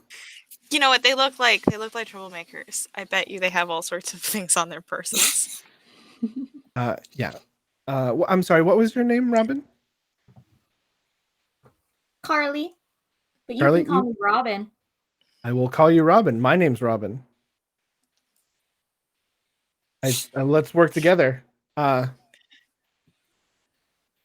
she's going to escort you up to the platform, and she's going to let you three deal with the Chad and the Jamies. And so here's the part where this will be the showdown. This will be the final showdown for all the marbles. If you lose this, the PPC will come. That's the stakes. They will come and they will take these pumpkins away, and these pumpkins will not be freed. No, we have to free the pumpkins. Free the And so- pumpkins. The way the showdown works is, let me remember. Yes, it is the final countdown. That's funny because that's the song Jet used to play when he was ending his stream. Y'all just turned into a karaoke stream? I don't know what. I mean, you start mentioning a good song, you just gotta sing it, man. I'm very glad that we are a sing the song that is mentioned group, and it's not just Sam sings the song that is mentioned group. Okay, so yeah, the stakes are if you can prevent the PPC from getting to the Great Pumpkin and Dr. Hartley long enough, they will be able to be free. If you can't, they will be taken. Yeah, that will be what needs to be. Hang on, let me just check here. Gail will do anything for these pumpkins. You will need 8 successes to complete this. It's usually, I mean, that's the easiest. It's twice as many kids that you have. So each of you make sort of a plan, like each of you, and decide what kind of skill you want to use for that plan. Remember, you can push your rolls to re-roll, and you will take conditions. That is how you get conditions here. And we'll just sort of play out the scenes of what you guys do to help. So go ahead, feel free to talk in character about what you would want to get done. Tell me what kind of skills you want to do. You have the pumpkins, the other pumpkins aside from the great pumpkin that can help you. You have the Chad and the Jamies that can help you. Body shields. Robin will tell you, Carly, that you're small. She needs your hands to fine tune the machine and any sort of information. Like she'll just be chatting with you, and any sort of insight that you might have in your character. She will be open to your help with that. Yeah. So here we go. I should play some. Okay. Oh, that didn't read. Can we ask Robin, are they going to come up in the vans? Like, is there a way that we can block off them from getting to these pumpkins? You assume that they will probably come in multiple ways. I mean, they may come from the woods around here. They may come. They will come in their vans, but there may be on foot officers and things like that. So all bets are off on how they're going to get up here, but they're definitely going to try. So. Okay. So out of character, I don't know what to do. Well, I think Gail might suggest, like, again, remember that Gail's not the brightest one, so this might not work. Can we create a dome of vines over all the pumpkins? Like, pull all the vine, like, ask the great pumpkin if we can, like, pull all the vines from the woods and everywhere and just, like, make a wall. Okay. Maybe a wall all the way around our pumpkins. Maybe not. Right. Yeah, a bubble. A little fish A bowl. dome, yeah. A fish bowl. Too bad we left the fish bowl in the A pumpkin bowl. car I'm that we didn't say, steal. okay. Definitely not. I'm gonna say that that would probably be sort of a charm. I think that would be a charm for you. I'm really good at charm. You should do that. Okay. I am not. I think really good at charm. also as you guys are walking around doing that, so we can have Ghost kind of ask the Great Pumpkin for help, because it will. I mean, all the pumpkins are sort of skeptical about you guys helping, but they're willing to take what they can get. But there will be some convincing. So I think Ghost, it would be, yeah, we could have a charm roll from Ghost. You do notice that there are all sorts of varieties of pumpkins here. There are some that have like vine mohawks and like crazy faces, and there are some that are ready to fight like Scott wants to go to the more kind of ready to fight looking pumpkins. Okay. And look for the most water polo ball sized pumpkins and just be like, which of you pumpkins want to come fight and fly into battle with me? And I'm going to offer to start throwing the kind of crazier looking pumpkins right at them to get them straight into the fray. Yeah, I think you get a bunch that are just like, You know what?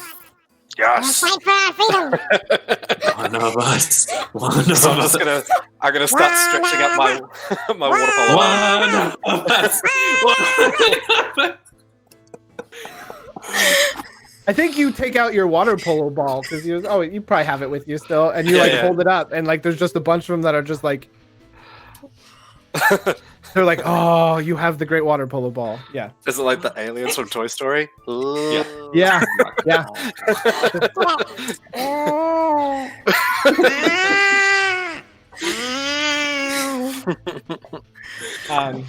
So yeah, I'm gonna start stretching up for some throwing of pumpkins.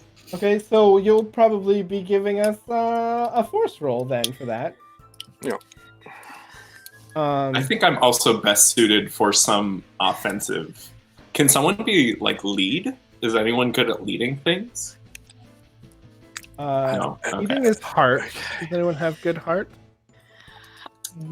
I mean, I'm not Sure, bad. I have good heart, but I don't have any bonus to leading.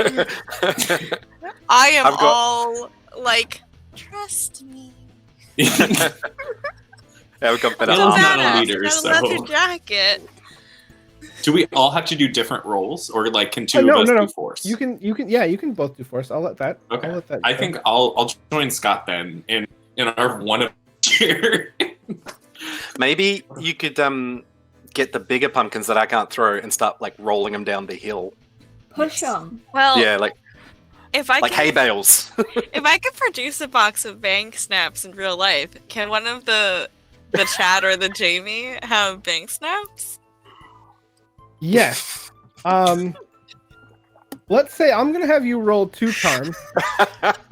one charm to get them to let the other half of the Rex crew go, the Chad and the Okay. Jamies.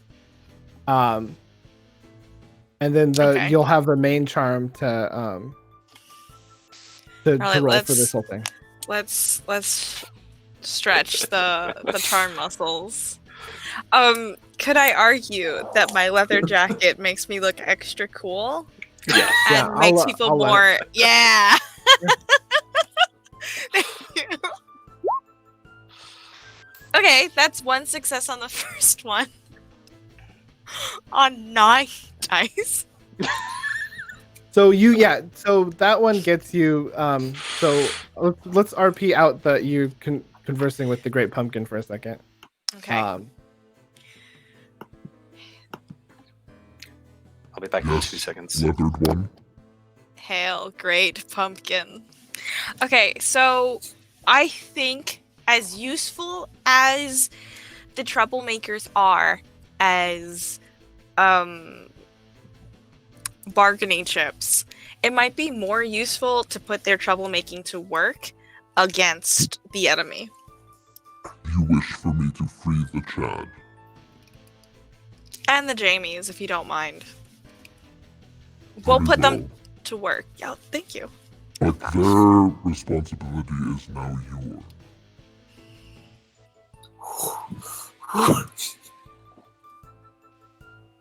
Thank you.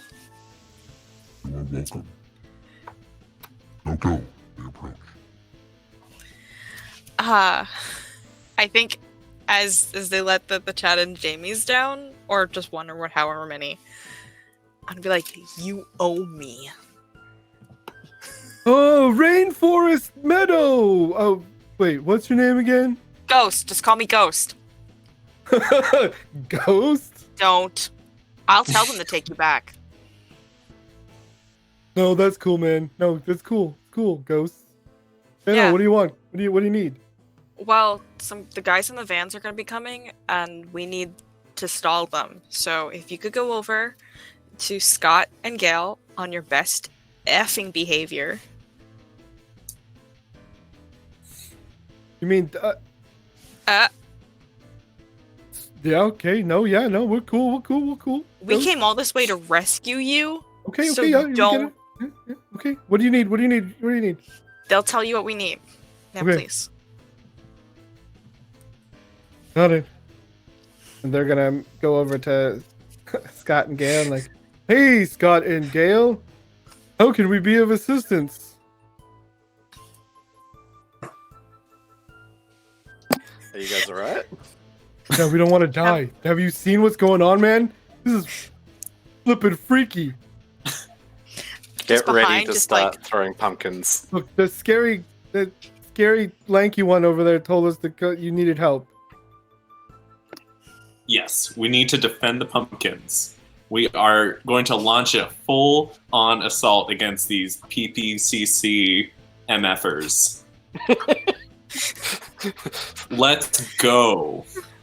Oh, heck yeah. And If I hear you say Dolphin Boy at Oh, no, any look. time, he already like threatened us with that. We're done with that, right, boys? And both Jamie and Jamie go, yeah, no, we're done with that. We're done with that. because remember, and like I like motion to all the pumpkins around me, be like, they're on our side. Yeah, no, we're cool, man. We're cool. Jamie's, and he sort of snaps his fingers, and they just open up their coats because they're all like they were playing. They all Jamie and Jamie are dressed like private eyes or whatever for some reason. And they open up their coats and it's just fireworks and snap bangs and all sorts of things. Like, yeah, no, let's do it.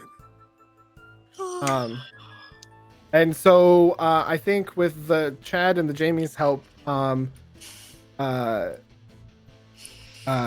Scott and Gail, you will get a bonus die for your rolls each. Well done, Ghost. And so I guess the last of this plan is Carly. How do you want to help Robin? She's going to listen to Robin explaining how this whole freeing the pumpkin things is gonna work, and then to the best of her little mind, comprehend how she can help Robin just do this as quick and effectively as possible because the fuzz are coming. Mm-hmm. Cool. What do you feel skill-wise you would help with that? Probably comprehend, I think. Yeah, I can do that. I think, and feel free if you have anything in your mind, you come up with a perfect comic book analogy or something like that, and she's like, you know what, that may work. We'll see how that goes. All right. Remember that time Poison Ivy did this? You should totally recreate that. Yeah, I'll take your word for it. Okay, yeah, so we'll do, let's start with Ghost and their role for getting the Great Pumpkin to create a Okay. No whammies, no whammies. Come on, you got this. No. The jacket still gives me the bonus? Yeah. I'll allow it. Hey. Okay. Hey. Good start. That's good. Scott and Gail, roll me your forces. So we get a +1, did you say? You get a bonus die. Nice. And remember, you can push yourself to re-roll. Okay. And we need 8. Oh, yeah. Nice. Jet. I just need 2. Okay. I think your Poison Ivy and the Great Pumpkin is like Swamp Thing, and you're gonna work together to solve this, and then everything will be okay in the end. Yeah, you gotta get that good green magic working for you. Mm-hmm.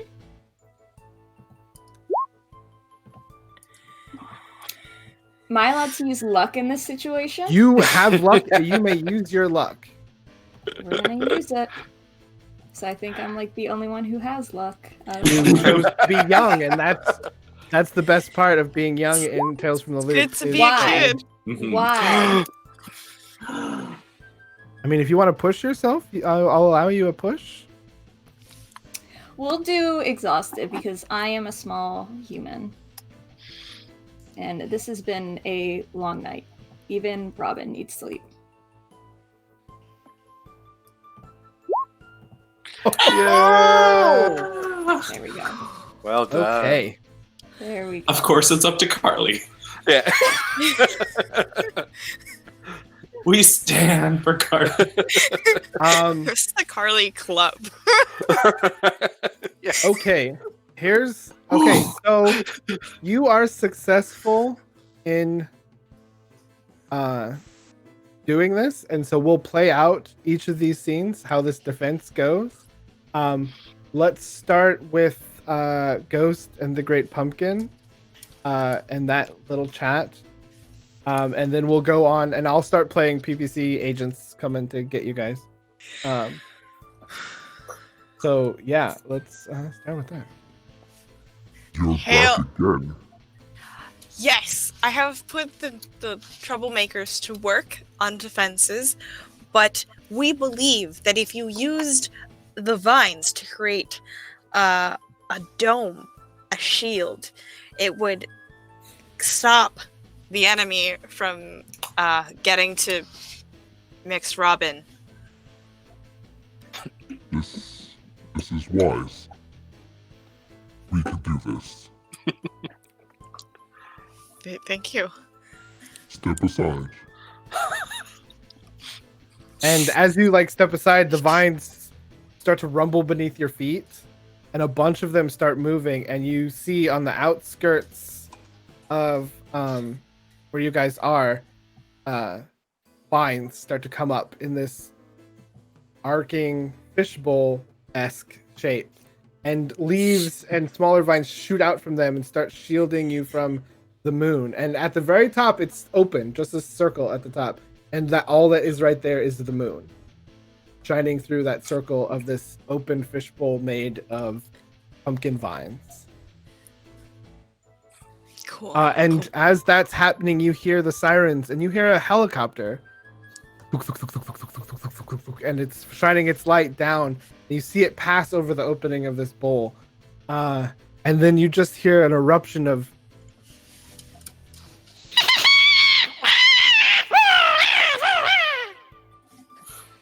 as all of the smaller pumpkins are rolling around. And now we get to and then Gale and Scott, you're on the edge of these woods, and you start hearing things like, "We found them. We've got them cornered. They have some sort of structure. There's some sort of structure built in. Nope. Come in. We need more on the ground. More on the ground.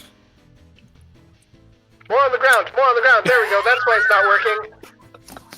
I'm like, that's not lit up. There we go. We have them surrounded. There's some sort of structure. Do you have eyes? Do you have eyes? Sorry, I was like, why is that not working? That's so cool. That was great. And so, yeah, like, just describe how you and Scott defend with these helpful pumpkins. Gale, I think- I think there's like two guys coming out. The first two are coming out of you, and they have sort of like look like taser sticks sort of things, and they're coming at both of you, right? And then I think to your left, you hear just a bunch of explosions, and you see a couple guys are getting like bottle rockets to the face, and like Roman candles are shooting across. And like some of the pumpkins are on their own, rolling after. It's like Attack of the Killer Tomatoes out here, rolling and like leaping at some of these guys. Yeah, you feel free to embellish how you. I think I'm just launching pumpkins. Okay. Like, first asking them, like, if I throw you, are you gonna be okay? Pumpkin safety. You're fine. Bam! Bam! Bam!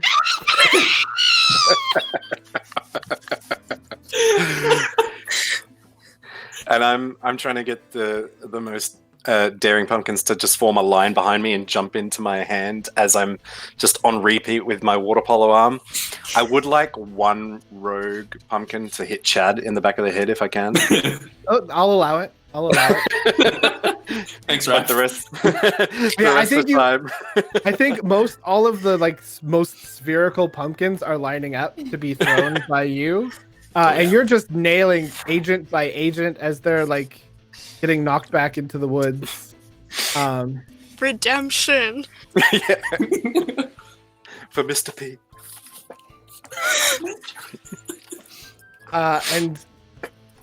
I think we turn to Carly and Robin, and I think she looks to you and she's like, well, this is the big moment. Do you want to do the honors? And she gestures to this, big red button.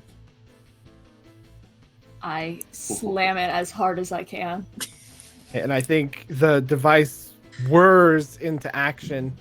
And it's sort of like one of those plasma balls, but without like the containing glass. And it starts arcing off like a Tesla coil sort of thing and shooting out to the pumpkin, the branches, the roots of this bowl. And it builds and builds, and it's arcing around you. It's not really touching you at all. It's going around you, and you can see Robin looking up to the moon. And then it builds and builds and builds, and then there's this, and you can feel every hair on your arm stand up, like static electricity, like before, just as a thunderstorm is rolling in. And then there's just this beam, and it's shooting kind of straight up to the moon. And the whole place starts shuddering, and you see the vines sort of go limp and like fall down as these sparkly kind of spores are coming out of them and going towards the beam, and they're mixing with the beam and swirling up and going into this beam that sort of disappears beyond your sight towards the moon. But I mean, you know, it's impossible to kind of tell where it's going. And Scott, I think as you're throwing pumpkins and they're laughing and cheering you on, you notice that things are coming, like these same spores are coming from them. And these pumpkins, this one that's looks at you and gives you a wink, and then just sort of the face gets still, and it's just a pumpkin now. Oh, no. And I think all these other little pumpkins, they stop and they're like, Free! Free! We're free! Thank you. Thank you, BV1. You are very strong. We are very proud. I'll miss you. and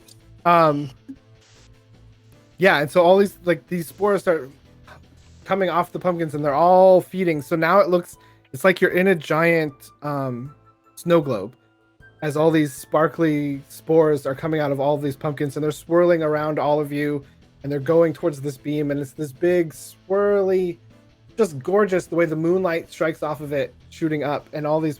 And finally the great pumpkin kind of turns to you all as the spores are coming off of it. Thank you. You have freed us. We will forever be grateful. Should we ever meet again, know that you have friends among my kind.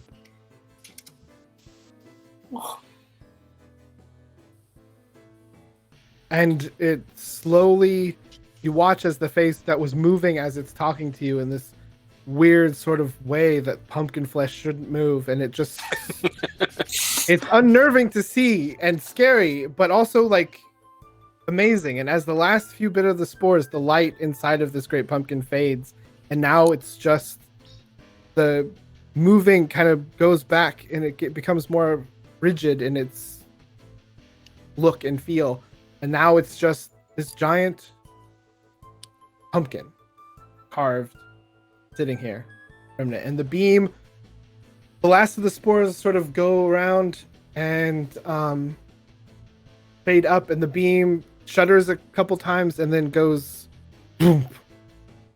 And Robin goes, well, I think we did it. I Thank think you. our work here is done. I think so. And I think that scene sort of ends. Eventually the BBC all come. They take you all into custody because you were attacking them.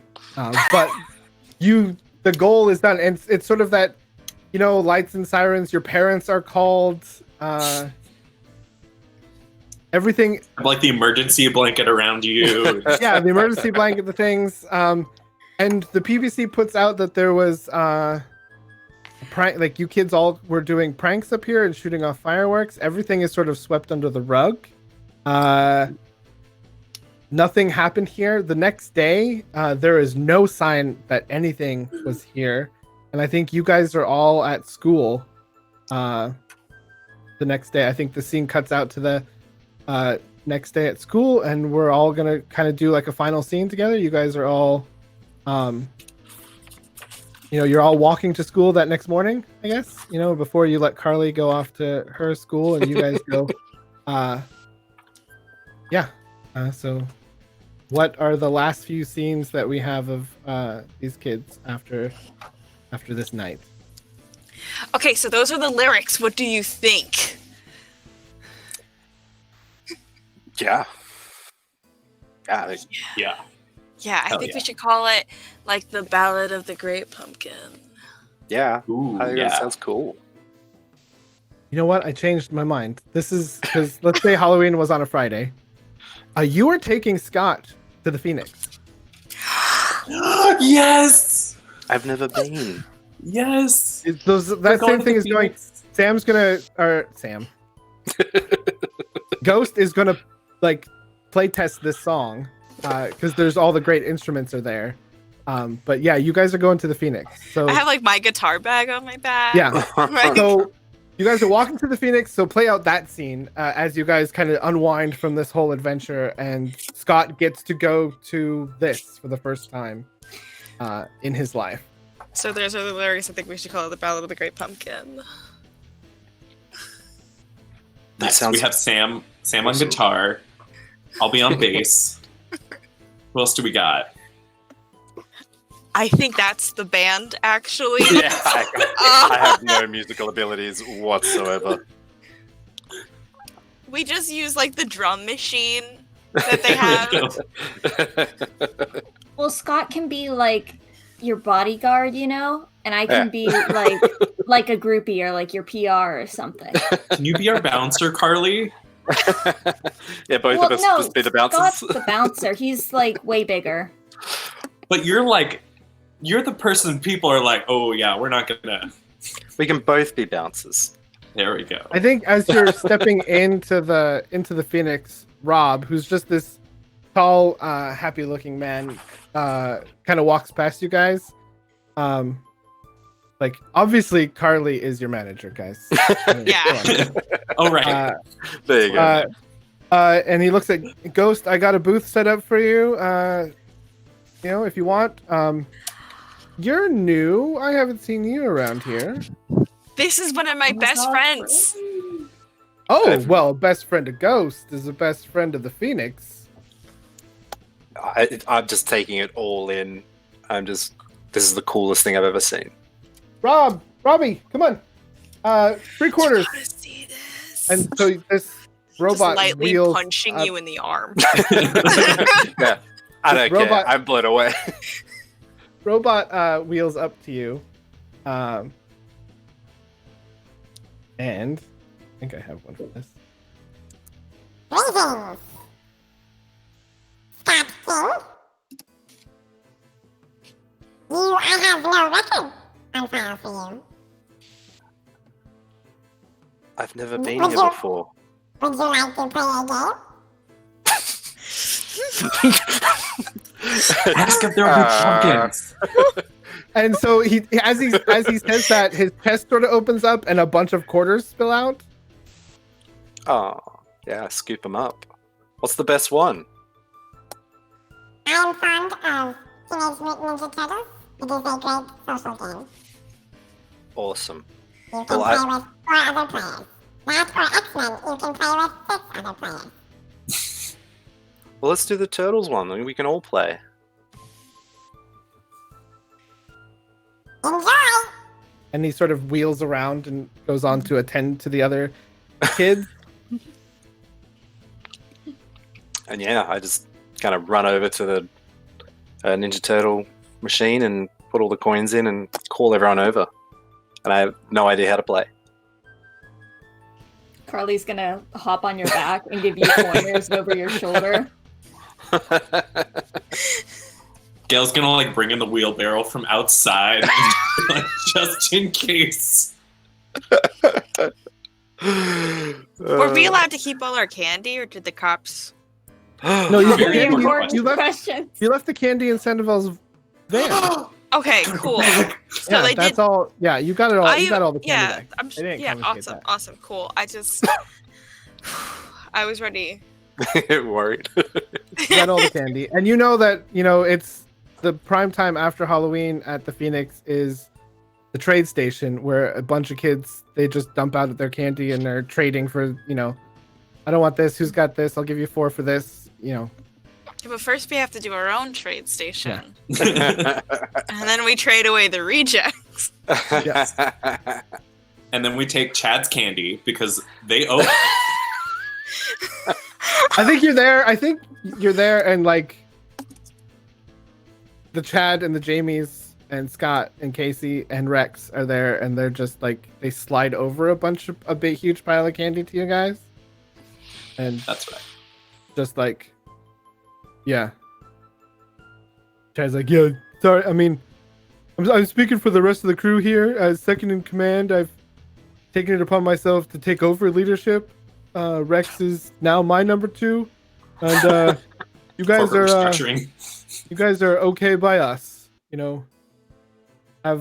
Here's a a parting peace gift, if you don't mind me. And we'll just be out of your hair, Scott. And He kind of puts his hand out to shake your hand. I just say a Dolphin Boy approves and kind of embrace the nickname and take it back and take their candy. Right, and I think that kind of closes out that scene with you guys just having a heck of a time, and I think the camera fades. And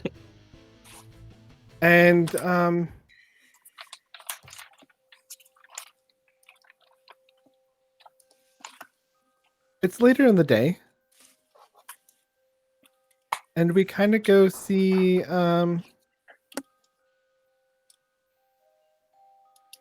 the camera kind of pans out from the Phoenix and moves just a little down the street to the Sandoval Nursery. And it sort of pans down towards the back in the parking lot where the greenhouse is. And the door is open.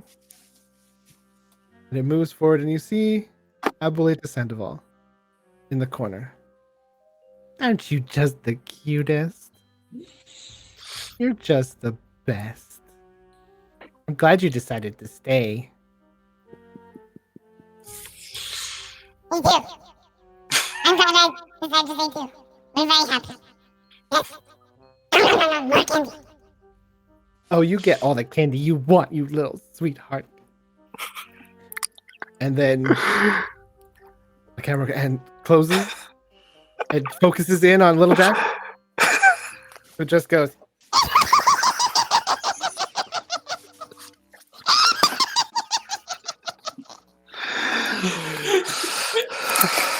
And we get a lens fade, and that's our adventure, everybody. That's awesome. Jack. I'm glad Jack's alive. Yeah, Jack stayed. Jack stayed. I'm so happy. I hope she's not like my abuela,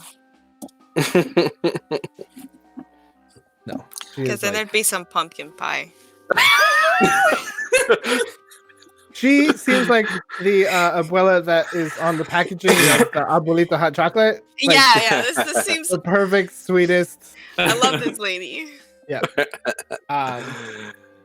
Yeah. Thank you guys for joining my little you. adventure. Thank you, man. That was so you. much fun. I am very happy that this all worked out. I have the sorest jaw from laughing the whole time. Oh, Tales from a Loop is great. Everyone should play it. And everyone yeah. should play in a game that I run, because I'll run more. Yeah, so I guess Voice, do you want me to do outros for everybody, or do you want me to do the giveaway first? Okay. Oh, Thank you. Giveaway. That was a creepy different delivery. voice. So we're gonna do the giveaway. Hallway secrets. All right, if you're in the chat, say something. You win the giveaway. Woo! Yay! Yay! The suspense. Congratulations! You now have a copy of Tales from the Loop for yourself. That's awesome. Thank you, everyone, for playing. You need to calm down. My dog knows when I'm signing out of a stream, and so she gets super excited because she knows that I'm doing somehow she can hear my tone of voice. We have raised a total of $1,227 this awesome. weekend. The original goal was half that, almost. Thank you so much for everyone that has participated. Thank you so much for everyone that has run games. Thank you everyone who has played in those games. Thank you everyone who has donated. Just as a personal, I would like to give a huge thank you to Jess and her stream and all the work that she does to give us content on a daily basis and to run events like this, because this takes a lot of work and we should appreciate Jess. Follow Jess on Twitter. You can find these games that have played all weekend. They will be up on YouTube. Check out her Patreon. You know, give $1. If 5 people give $1, that's $5. You know, if 10 people give $1, that's $10. I can do simple math because I have a bachelor's of science degree in geology. We can count to 2. That's about it. Follow her, thank her, be part of this community. It's a great community. We have fun. We run these games. Hang out. We'll do more. But yeah, I just want to give a big shout out to Jess, who has put this whole weekend together. Had a lot of work and staying up late to finish this stuff. Special thanks to Nicholas at Niventer, who put all of these layouts together for us. We just have a bunch of awesome, talented people that participate in this community, and it's just very good. And I'm very happy that we can all be part of this together and tell amazing stories and have fun and laugh with each other about sentient pumpkins and all sorts of other things. So, with that, Dustin. Thank you. Well, thank you. No. Please. Let's go around say who you are, anything you want to promote, things like that. We'll start with Andromeda and work our way back up the list there. So, hi, I am Andromeda. I had a blast tonight. I've wanted to play Tales from the Loop for forever, so this is really great for me, and I appreciate you having me and running this game. Let's see, what's my giant list? I have to go through the week mentally in my head so I can figure it out. On Thursdays, you can find me over on Guild of the Phoenix's Twitch channel playing a Parslings game. It's a new system that just finished its Kickstarter. It's about words defining you and having little magic tattoos and how they affect the world around them. It's pretty cool. I am playing that same system every Saturday, but over on the Smunchy Games channel in a different setting, you know, but same system, you know, different vibes. So that is 2 p.m. EST every Saturday, while Thursday is 8 p.m. EST. And then Fridays, I swap between 2 games over on Jackal and Hare. We play a Vampire the Masquerade game set in 1973. Yes, 1973. I play a hippie turned vampire, so it's very interesting. Me trying to keep my 2-month-old mortal child out of the hands of my baby daddy who works for the Inquisition. It's great. It's really... I love my GM. I love that. And then every other Friday on Jackal and Hare at 8 p.m. EST, I am guesting in a Scion game over there where I play a little Scion of Hell. She is from Iceland and she's on the hunt to find her ghost of her sister. So I think that's about everything, I'm pretty sure. But you can follow me on Twitter at SCGIROL because that's how I keep track of it. And I'm pretty sure that's how everyone else keeps track of it. So That's awesome. awesome. Am? I'm Sam. You can find me at Sam on Damiel. And generally Tuesdays at 9 p.m. Eastern, I'd be playing Burn Bright. But this week is the election, so I'll be doing that. But on Salty Sweet Games, they will be playing some games to keep the election terror away. So you should still check that out. And then every other Tuesday, we have a good time playing Burn Bright. I have something that hasn't been announced yet coming out, so follow my Twitter. Feels weird to pimp my Twitter. And if you want a tarot reading, let's link up. Do kids say that? I don't know what kids say. You're like 30. Sure, it sounds good. Max. Oh, me? Okay. Hi, my name's Max. So thankful to be playing today. Again, also big shout out to Jess. This was a monumental effort to do this weekend and all the games. It was so fun to watch. You can follow me over at Twitter at HydroForge. I'm currently putting together a zine that is showcasing Indigenous creators. So I'm looking for writers, artists, editors, graphic design people, pretty much anything for producing a tabletop role-playing game zine. And it'll focus on California ecosystems and also Western US ecosystems and the human connection. So we're gonna do some cool art, we're gonna do some cool games, and go follow me on my Twitter. I'm looking for folks to join the team. So thank you so much. That's awesome. Jet, at ahoyhoyjet on Twitter and Twitch. I have no schedule. I randomly play games and invade other people's streams. So if you follow me on Twitter, you can see what I'm doing. But yeah, I don't really follow a schedule.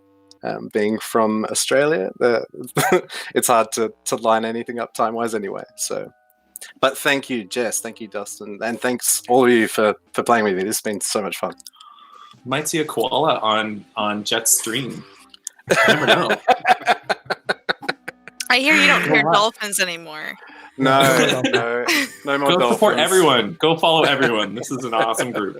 And I have been your game master, Dusty, at geonerd_v2, because I am the second version of me. You can find me often here on this channel, either playing game. Do I even have a command? There we go. That's the one. You can find me here playing games. I also have made one game. I have more in the backlog once the unending pressure of 2020 frees me to have energy for that. But you can find me at geonerd.itch.io. I have one game that's sort of an introspective, positive look about yourself, just thinking about your past and how it made you who you are today, because I like to express that through games. But yeah, you can find me here on this channel, or running games, or I hop in and sometimes I do silly voices on for Jess's characters when she plays video games. So yeah, thank you very much for having me. Thank you, everybody. Thank you, everyone who participated in the Extra Life. And yeah, I think that's it. Jess, are we doing anything? Mysterious Voice? We're rating Friends Who Roll Dice? Is that what that means? I think we're good. Oh, there we go. Woo. Nice. Are you unmuted, or do I have to say that? Okay. So we're going to be going to raid another. We're going to go raid Friends Who Roll Dice. There's another TTRPG stream. So stick with us, guys. Raiding is very helpful in spreading our community and supporting all the other wonderful streamers who stream these. So stick within the raid. And if you're on some devices, remember, once we get in there, hit the refresh so that you join their channel so that it counts for their numbers. Thank you so much, everyone who's been playing this. And thank you, everybody. Remember, play with your friends, tell great stories. Have a great night, everyone. Have a good night. He did his thing.